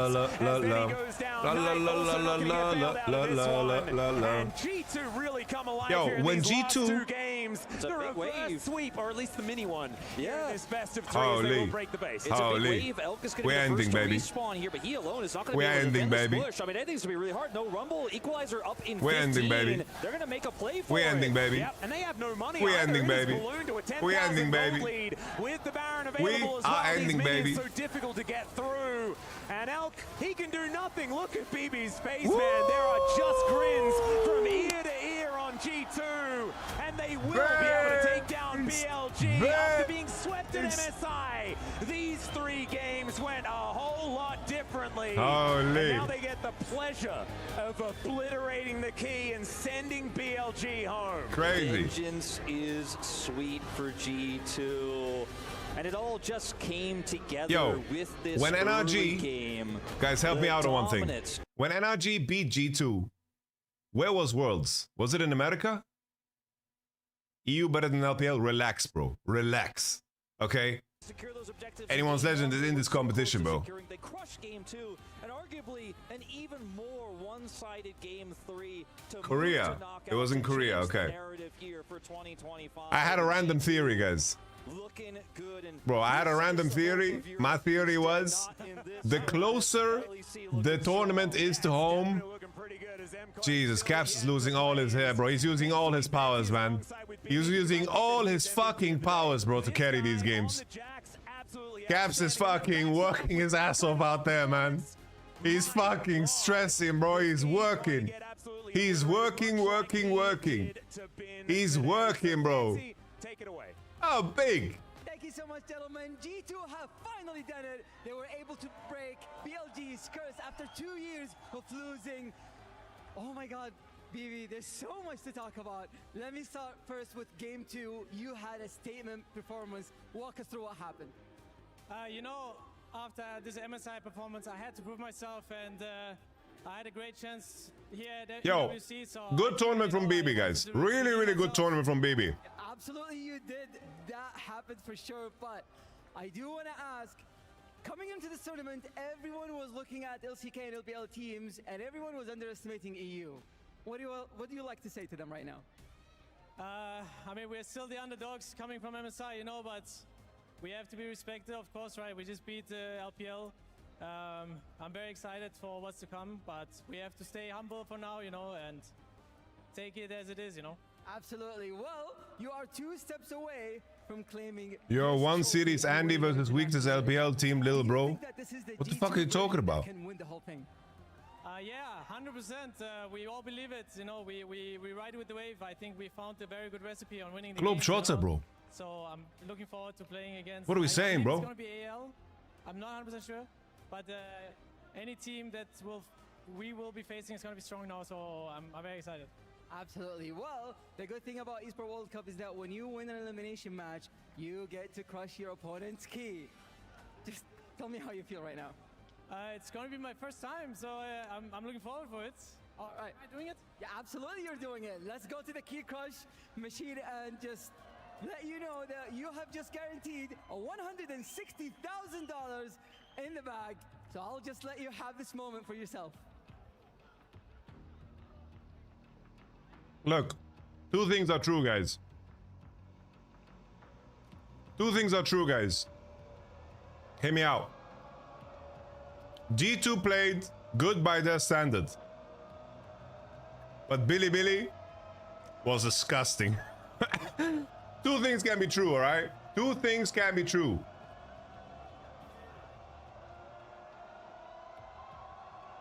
No! The Billy key! No!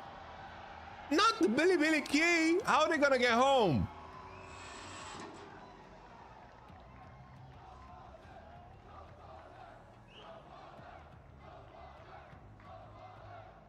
How are they gonna get home?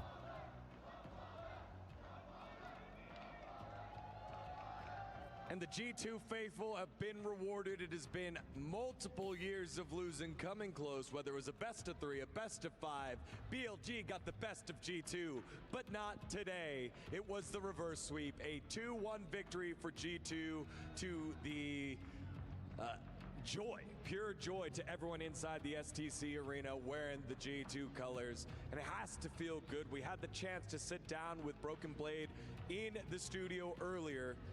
And it was his goal to defeat. Getting born in the state of Mississippi. Papa was a copper and the mama was a hippie. In Alabama. G2 finally find their revenge at But I beat him in a stage by my side, BLG Elk. So I know that you guys have had a very long rivalry. All right, for Elk. 2 years now. Unfortunately, you guys fell short. So what went wrong today? All right. Looking forward to the breakdown on this one. I don't know if we're doing any breakdowns. 你觉得是什么出了问题呢？就是以比赛内容来说的话，就是我们打得没有对面好吧。I just think that we don't play that well comparing to G2. And I do want to talk about the Game 3 draw. So Base. we saw that you guys decided Didn't to fluff it up. So we didn't play good. And ever since the start of MSI till now, the second international that we've seen in the past few months, Kalista Renata has had a lot of controversy around this bot lane duo. So why did you decide to go with this champion duo? 我们想聊一下第3场的这个 BP 选择。我们注意到你选择了卡莉斯塔和列娜塔这个组合。从 MSI 开始的时候，其实这个组合就饱受争议，然后一直很难拿下一个胜局吧。然后你在这个 BP 上面是怎么想的呢？首先我觉得我们整体阵容在4、5楼能够选出卡列，然后就是以两边阵容来说，卡列肯定是当时的最优解吧。然后胜率的话，其实我倒觉得就还好嘛。然后但是因为我们在第3局的比赛内容其实就是比较差吧，所以说导致输掉游戏。I do think that composition of Kalista and Renata doesn't really matter during this match, and I do think that it's a good pick when we were choosing the meta for this particular match. I just don't think that we performed that well during the game itself. The Kalista curse continues, and there are a lot of BLG fans here at the arena. So do you have anything to say to the fans as you exit EWC? This one is this is sunlight. I don't have any light on. You want? This is how it is when I put the light on. 就是我觉得比较可惜吧，因为 It's a big difference. 这样的一场 This was only sunlight before. 这一次就 EWC 之旅，我觉得很可惜吧。然后就希望我们在下季赛的时候，就第3赛段的时候能够就是打得更好吧。然后也非常感谢就是现场来支持我们的粉丝，谢谢你们。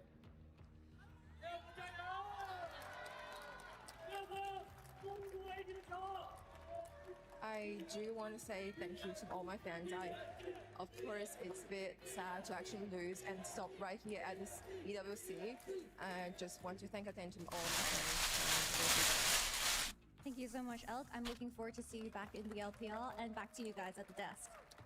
I don't think Kalista's that bad. Just pitting it with Renata's, I don't know, terrible. Thank you very much, Kitty and Cheryl, for the translation. No, bro. Again, the goals for I'm sorry, bro. This has been a staple combo of the League Pro meta for the last 4 years, and it's been completely dominant. Has won games, has been one of the highest prio things in the whole game. Of Kalista continues. I know that, Midas, you've had strong opinions on the bot lane here for BLG. Kalista just got completely nerfed. Yeah, I mean, that's the problem. She just doesn't do damage, bro. Here, it looked like he got caught, and then, you know, Kalista has been that controversial pick. Not only having a low win rate, having no win rate, has not won a single game from MSI till now, especially with the Renata pairing. And it looked like, you know, okay, my support is a little prone to getting caught. I'll play Kalista to pull him out. And that didn't last long. He went right back in. His ult wasn't even up. So kind of rough for BLG, not gonna lie. Yeah, strong emphasis there on the gameplay, not necessarily. Bro, Meteos with the read, bro. He said it on the islands. He said, yo, G2 has just played better league. He called it, bro. I didn't want to believe it, but bro, fair play. G2 won 3 games today. Opportunity for international play, but here they finish in the quarterfinals. What happened to Kalista? Bro, Kalista got headshot in the patch notes. That's what happened to her. All right, She got some of the most brutal. We gotta get the zoom here on a satisfied Vin. We saw a sad Finn, but now we gotta see, yeah, that Finn, yeah. Clip it. We're back, baby. We're back. I never doubted him. Oh. 2 years of What losing. was that? His what? That's his Joey Diaz voice. We're back, baby. We're back. Was it Alex Jones? The globalists. The globalists. I put G2 back on the map. The globalists. The globalists forced Billy to pick Kalista Renata and play like that. The globalists. That must feel so good. The globalists. So great just to take down this arch nemesis that always knocks them down whenever they go travel to try to win some trophies. Yeah. All right, let's take a look at some of the highlights here as we wrap up this series and the day. And it starts off with Cap showing off the LeBlanc. When it came out, everyone's like, LeBlanc, is that really where it goes? No But politics his here. mastery of it is in full prowess here. Bro, that 1v1 between Caps and Knight was some superhero shit, by the way. I don't know. I think I want to rewind it. Golden hourglass for the golden hand. This 1v1 here from Caps, just look at this part of the screen, okay? Caps versus Knight. Pay attention to it. Look at that, bro. All right. First combo from Caps. Hits the chain. He gets true sight. Another chain. The ult. He hourglasses the damage. And then he flashes. W, Q, E, lands it, breaks it, spits it, spins it. Woo! That's some superhero shit, bro. The globalists. I mean, okay, EU Classic going back to Bjergsen is maybe a little bit too strong, but like, I know there's a lot. All right, guys, is it time for the NNO Cup? And the LeBlanc has been a staple around the EU mids, the perks and caps, the two classic. What's happening in the NNO Cup, guys? And it's just something that is so comfortable for these players, and they know how to execute, especially in Where's the NNO Cup? drafts, in these game 3s, game 4s, game 5s. That is when you Isn't see NNO on? things come out, and I think it's so nice that we finally can show that little European flair that They lost to NNO. Oh, the Polish already lost. and we use them to Where's Vitality? Is Vitality playing? It was great to see a return to form for G2 this tournament. This is kind of the G2 that I feel like a lot of people expect when you go international, the G2 who can match with these Eastern What is it teams. tomorrow? There's best of threes again. Now, something they haven't been able to do. There's best of threes, the other side of the bracket. Is Genji and T1 and Broken Blade to me deserve a lot of praise versus Koi and somebody else. G2 played well. I think that BB and Skirmishing both stepped up a lot because they didn't have the greatest MSI. Bro, what am I showing. looking They for? didn't There's see a lot something of I'm looking criticism, for. and they didn't let it get them down. They kept their confidence. They leveled up a lot, and I think they played great today. Holy, we got Vitality versus SK Gaming, guys. It's the preview of the LEC, guys. Ladies and gentlemen, this is the only LEC I will ever get to co-stream, guys. Pay attention. Pay attention, guys. Vitality with the turn. Nagnako. 4-2 on the Gwendolina. Topping up Din Din.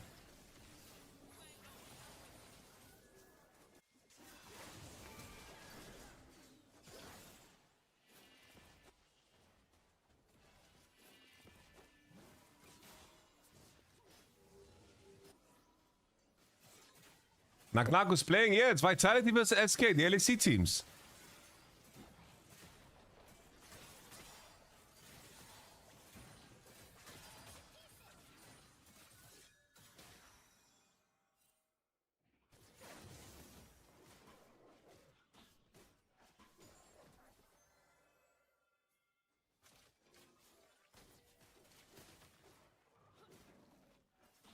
Los Ratones might play Eastern Team show match tomorrow, best of 3. Oh, damn. Then it has to be Billy, no? Or AL. Apparently, JJ is joining fucking Billy, bro.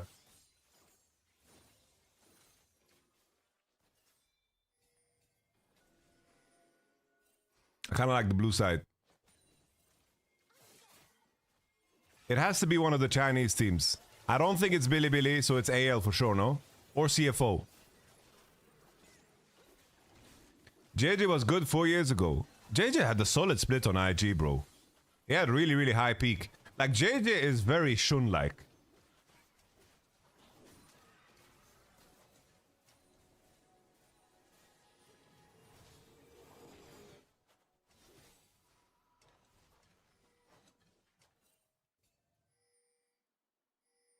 Aragon always comes out to defend the LPL players. Shout out to Aragon. Aragon always comes through. Is that an actual rumor or prank? I don't know. It might be a rumor. Bro, when I hear rumors out of the LPL, I spread them as if they're real. Like, we're not gonna suffer any consequences over here, bro. Bro, if I'm over here streaming to like 500 viewers and I ruin content negotiations for someone like JJ, then that's what it is. Then whoever is influenced should get fired. No, I heard the same rumor.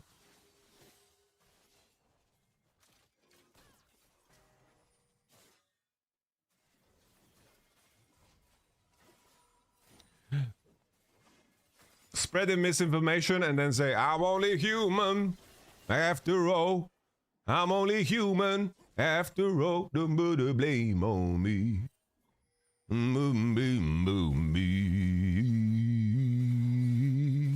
All right, ladies and gentlemen, we have Drake spawning in 40 seconds. Let's do a little item check. You see that Dena and Victor are at the cusp of getting 2 items. There it is, Bloodless Curse secured. Zaya, Galio, in transition to get gold. Everything concentrated on Vi, the jungler, which is Skeens, and Dindin, the top laner. Let's see if they can find the fight angles that it will be necessary for them to win the game. The target they need to set out for is the Senna or the Victor, but the Victor is very tanky, he has 3000 health. He also has a flash. The Vi, Galio, and of course, Ambessa combo is what matters. I think that Gwen is also a very valid target. Gwen is a very valid target. They find Dindin. Dindin in isolation. Dindin's got flash. He has to flash over the wall. He gets it. Will Chaik follow? They accept the summon to take away. And they cross back into the objective. Keep in mind, Dindin still has, of course, his ultimates and a TP. I think that SK is going to win out on the situation. That's a Renata ult also use for absolutely nothing. Ladies and gentlemen, SK is taking control of the river. There's no more waves. There's 3 minions that are going to walk into the turret. Gwen is going to try to get some chip damage, but that is desperate. That is some desperate chip damage. Skeens, you have Gali ultimate. Why didn't you send it on the Linsas? That's a kill, no? Am I crazy? Am I crazy? Am I crazy? Am I crazy or are you crazy?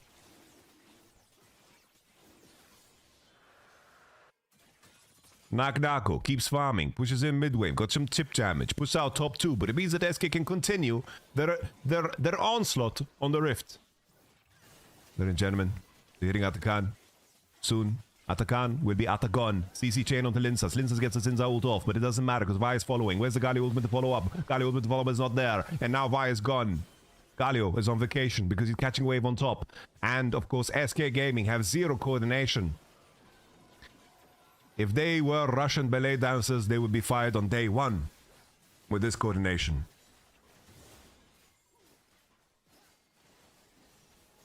Bro, Bilibili is one of the few orgs that has money in the region, bro. They for sure can do a little buyout. Naknako pushing forward. Seems like SK's good fortunes is going to end rather fast because they overstepped Naknako. The regen, Kadui tries to find the lethal on the Gwen, but it doesn't matter. GG! The man in the SK jersey that is commentating the game looks very disappointed. Look at him, guys. Look at that disappointment. Look at that disappointment.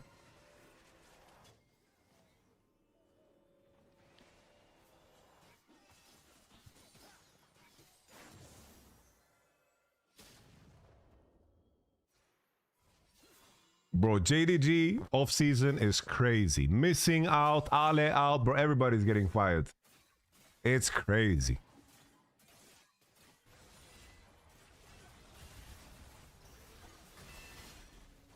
This game is quite GG already. Vitality just seems better.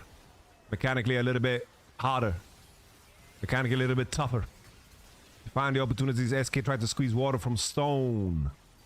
But they don't have that hand strength for that. JDG ball clear, love.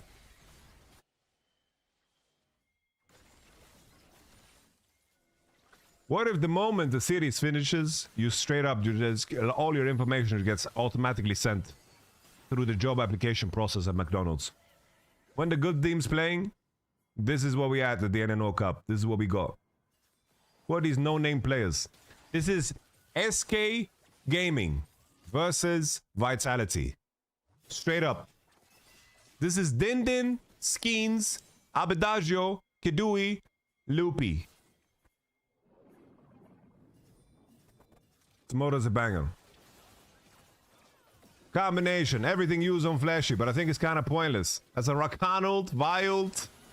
This is bro, I think Vitality can clean them, no? Let's go Murder. Murder was the case. Snip, snap, snoop. Nice. We got some digital scarring.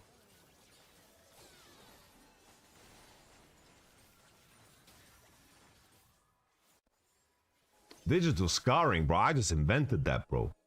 Kind of a hard sentence, huh?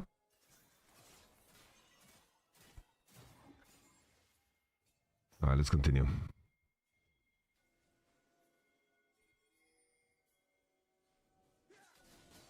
Black Cleaver. Surely soon will be finished for the Senna that is so fed. Knock Knock is a lot better. Knock Knock is just farming everybody. That's the Philippe Le Shadow Flamme.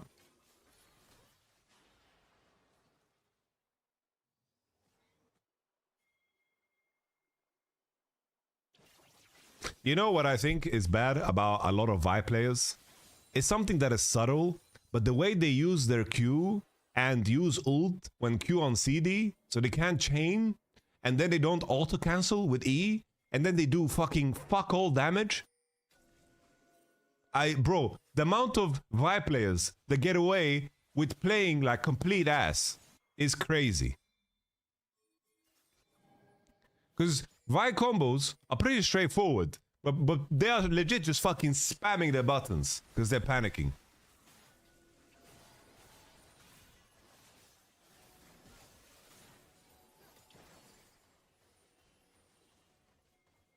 Bao's Vi is mechanically fucking... Bao's is like the mechanical level on so many champs that is insanely high. One knock knocko, he wants some, he wants some. Snip snip, the last ultimate. He gets a slow. Oh, din din, more like din din. I can't think of a joke. Knock knocko has CP. SK Gaming are taking a losing fight because they want to protest what din din did. There's the only language you can understand because he doesn't speak English yet. Like, this is what happens when you play bad. We punish you. Easy 2-0, yeah, easy 2-0. Banjo and Kadui in the bush. Loopy Fruity. He's got the smite. Tries to get to the wall, but he gets combo by Linces. Drake is still pulled. Here comes Loopy. He's in the bush. Hide on bush. Banjo and Kadui down. I got 4.3 odds for 2-0 Vitality. Ain't no way. Let me pull that up right now. Ain't no way. Is that real, bruv? That's crazy, man.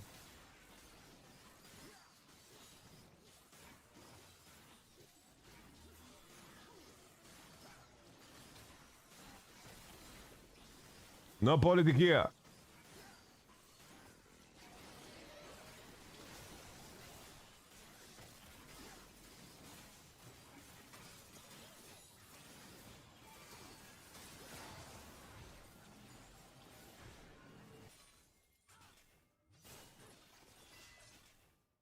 What tournament league is this? This is the NNO Cup. They invited 2 LEC teams and then 4 streamer teams. And this is the 2 LEC teams facing off.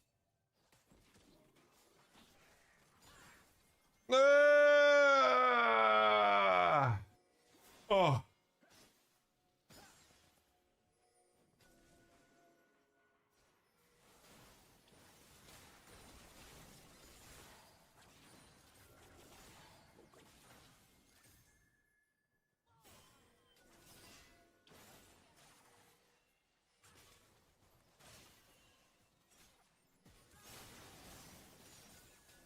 That's the old floor man's bringing it back.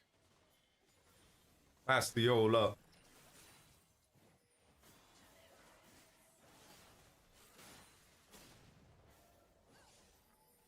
Are the streamers teams doing well? No. They're getting clapped. Like giga clapped.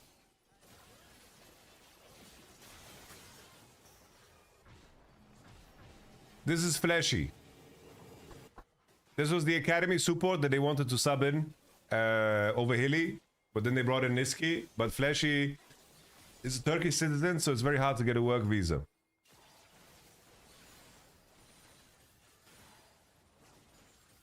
So does LEC allow the teams to participate in any tourney? Not really. Not really.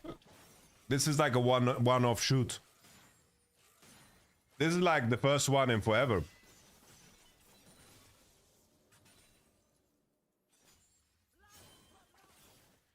Did Bilibili play bad or did G2 play good? Both.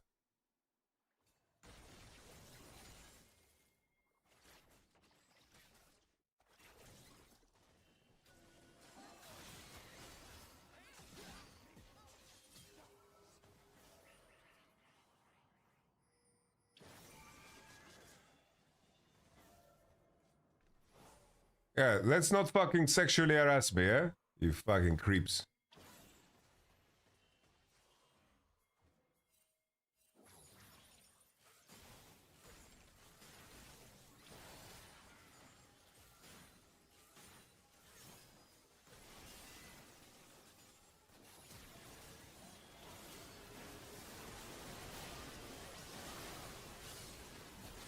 Oi.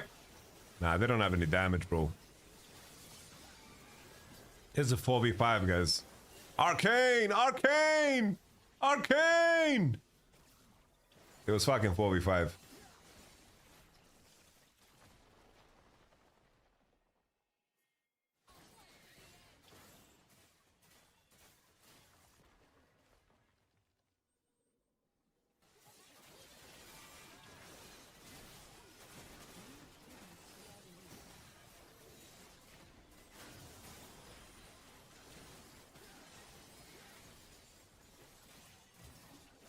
You think G2 can take a game of Genji? No.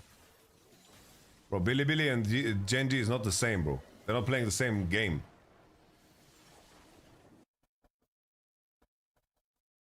Nice, Kanye looks tilted in that SK jersey. He's very unhappy.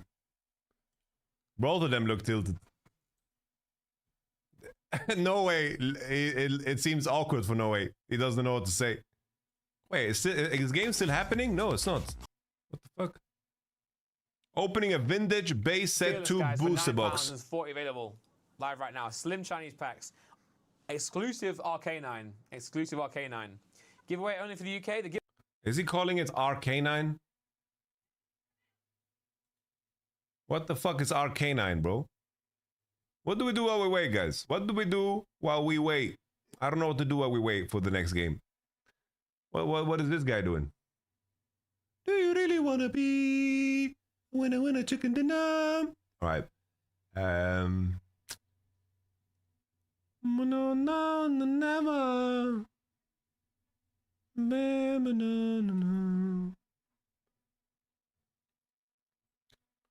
Do arena? Nah, bro. We don't have time for arena. Do you really wanna be a winner chicken dinner? What's Natty Nat doing? What rank is he?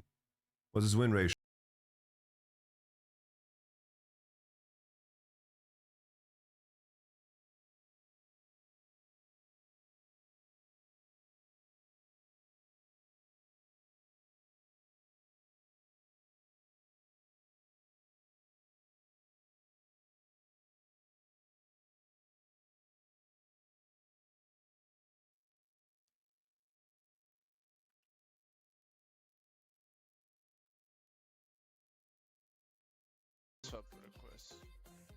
Is this playing? Crowny never has music, right? Like a submissive guy, please let me advance. God doesn't exist. Like...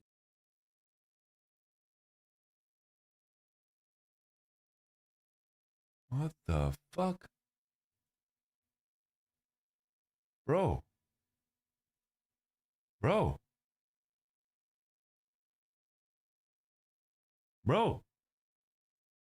Guys, we're going to the time tested. We're going to the time-tested. We are going to the time-tested.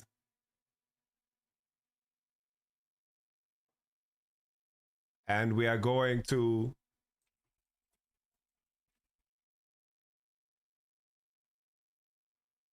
Let's finish this video. In the YouTube video this guy is watching.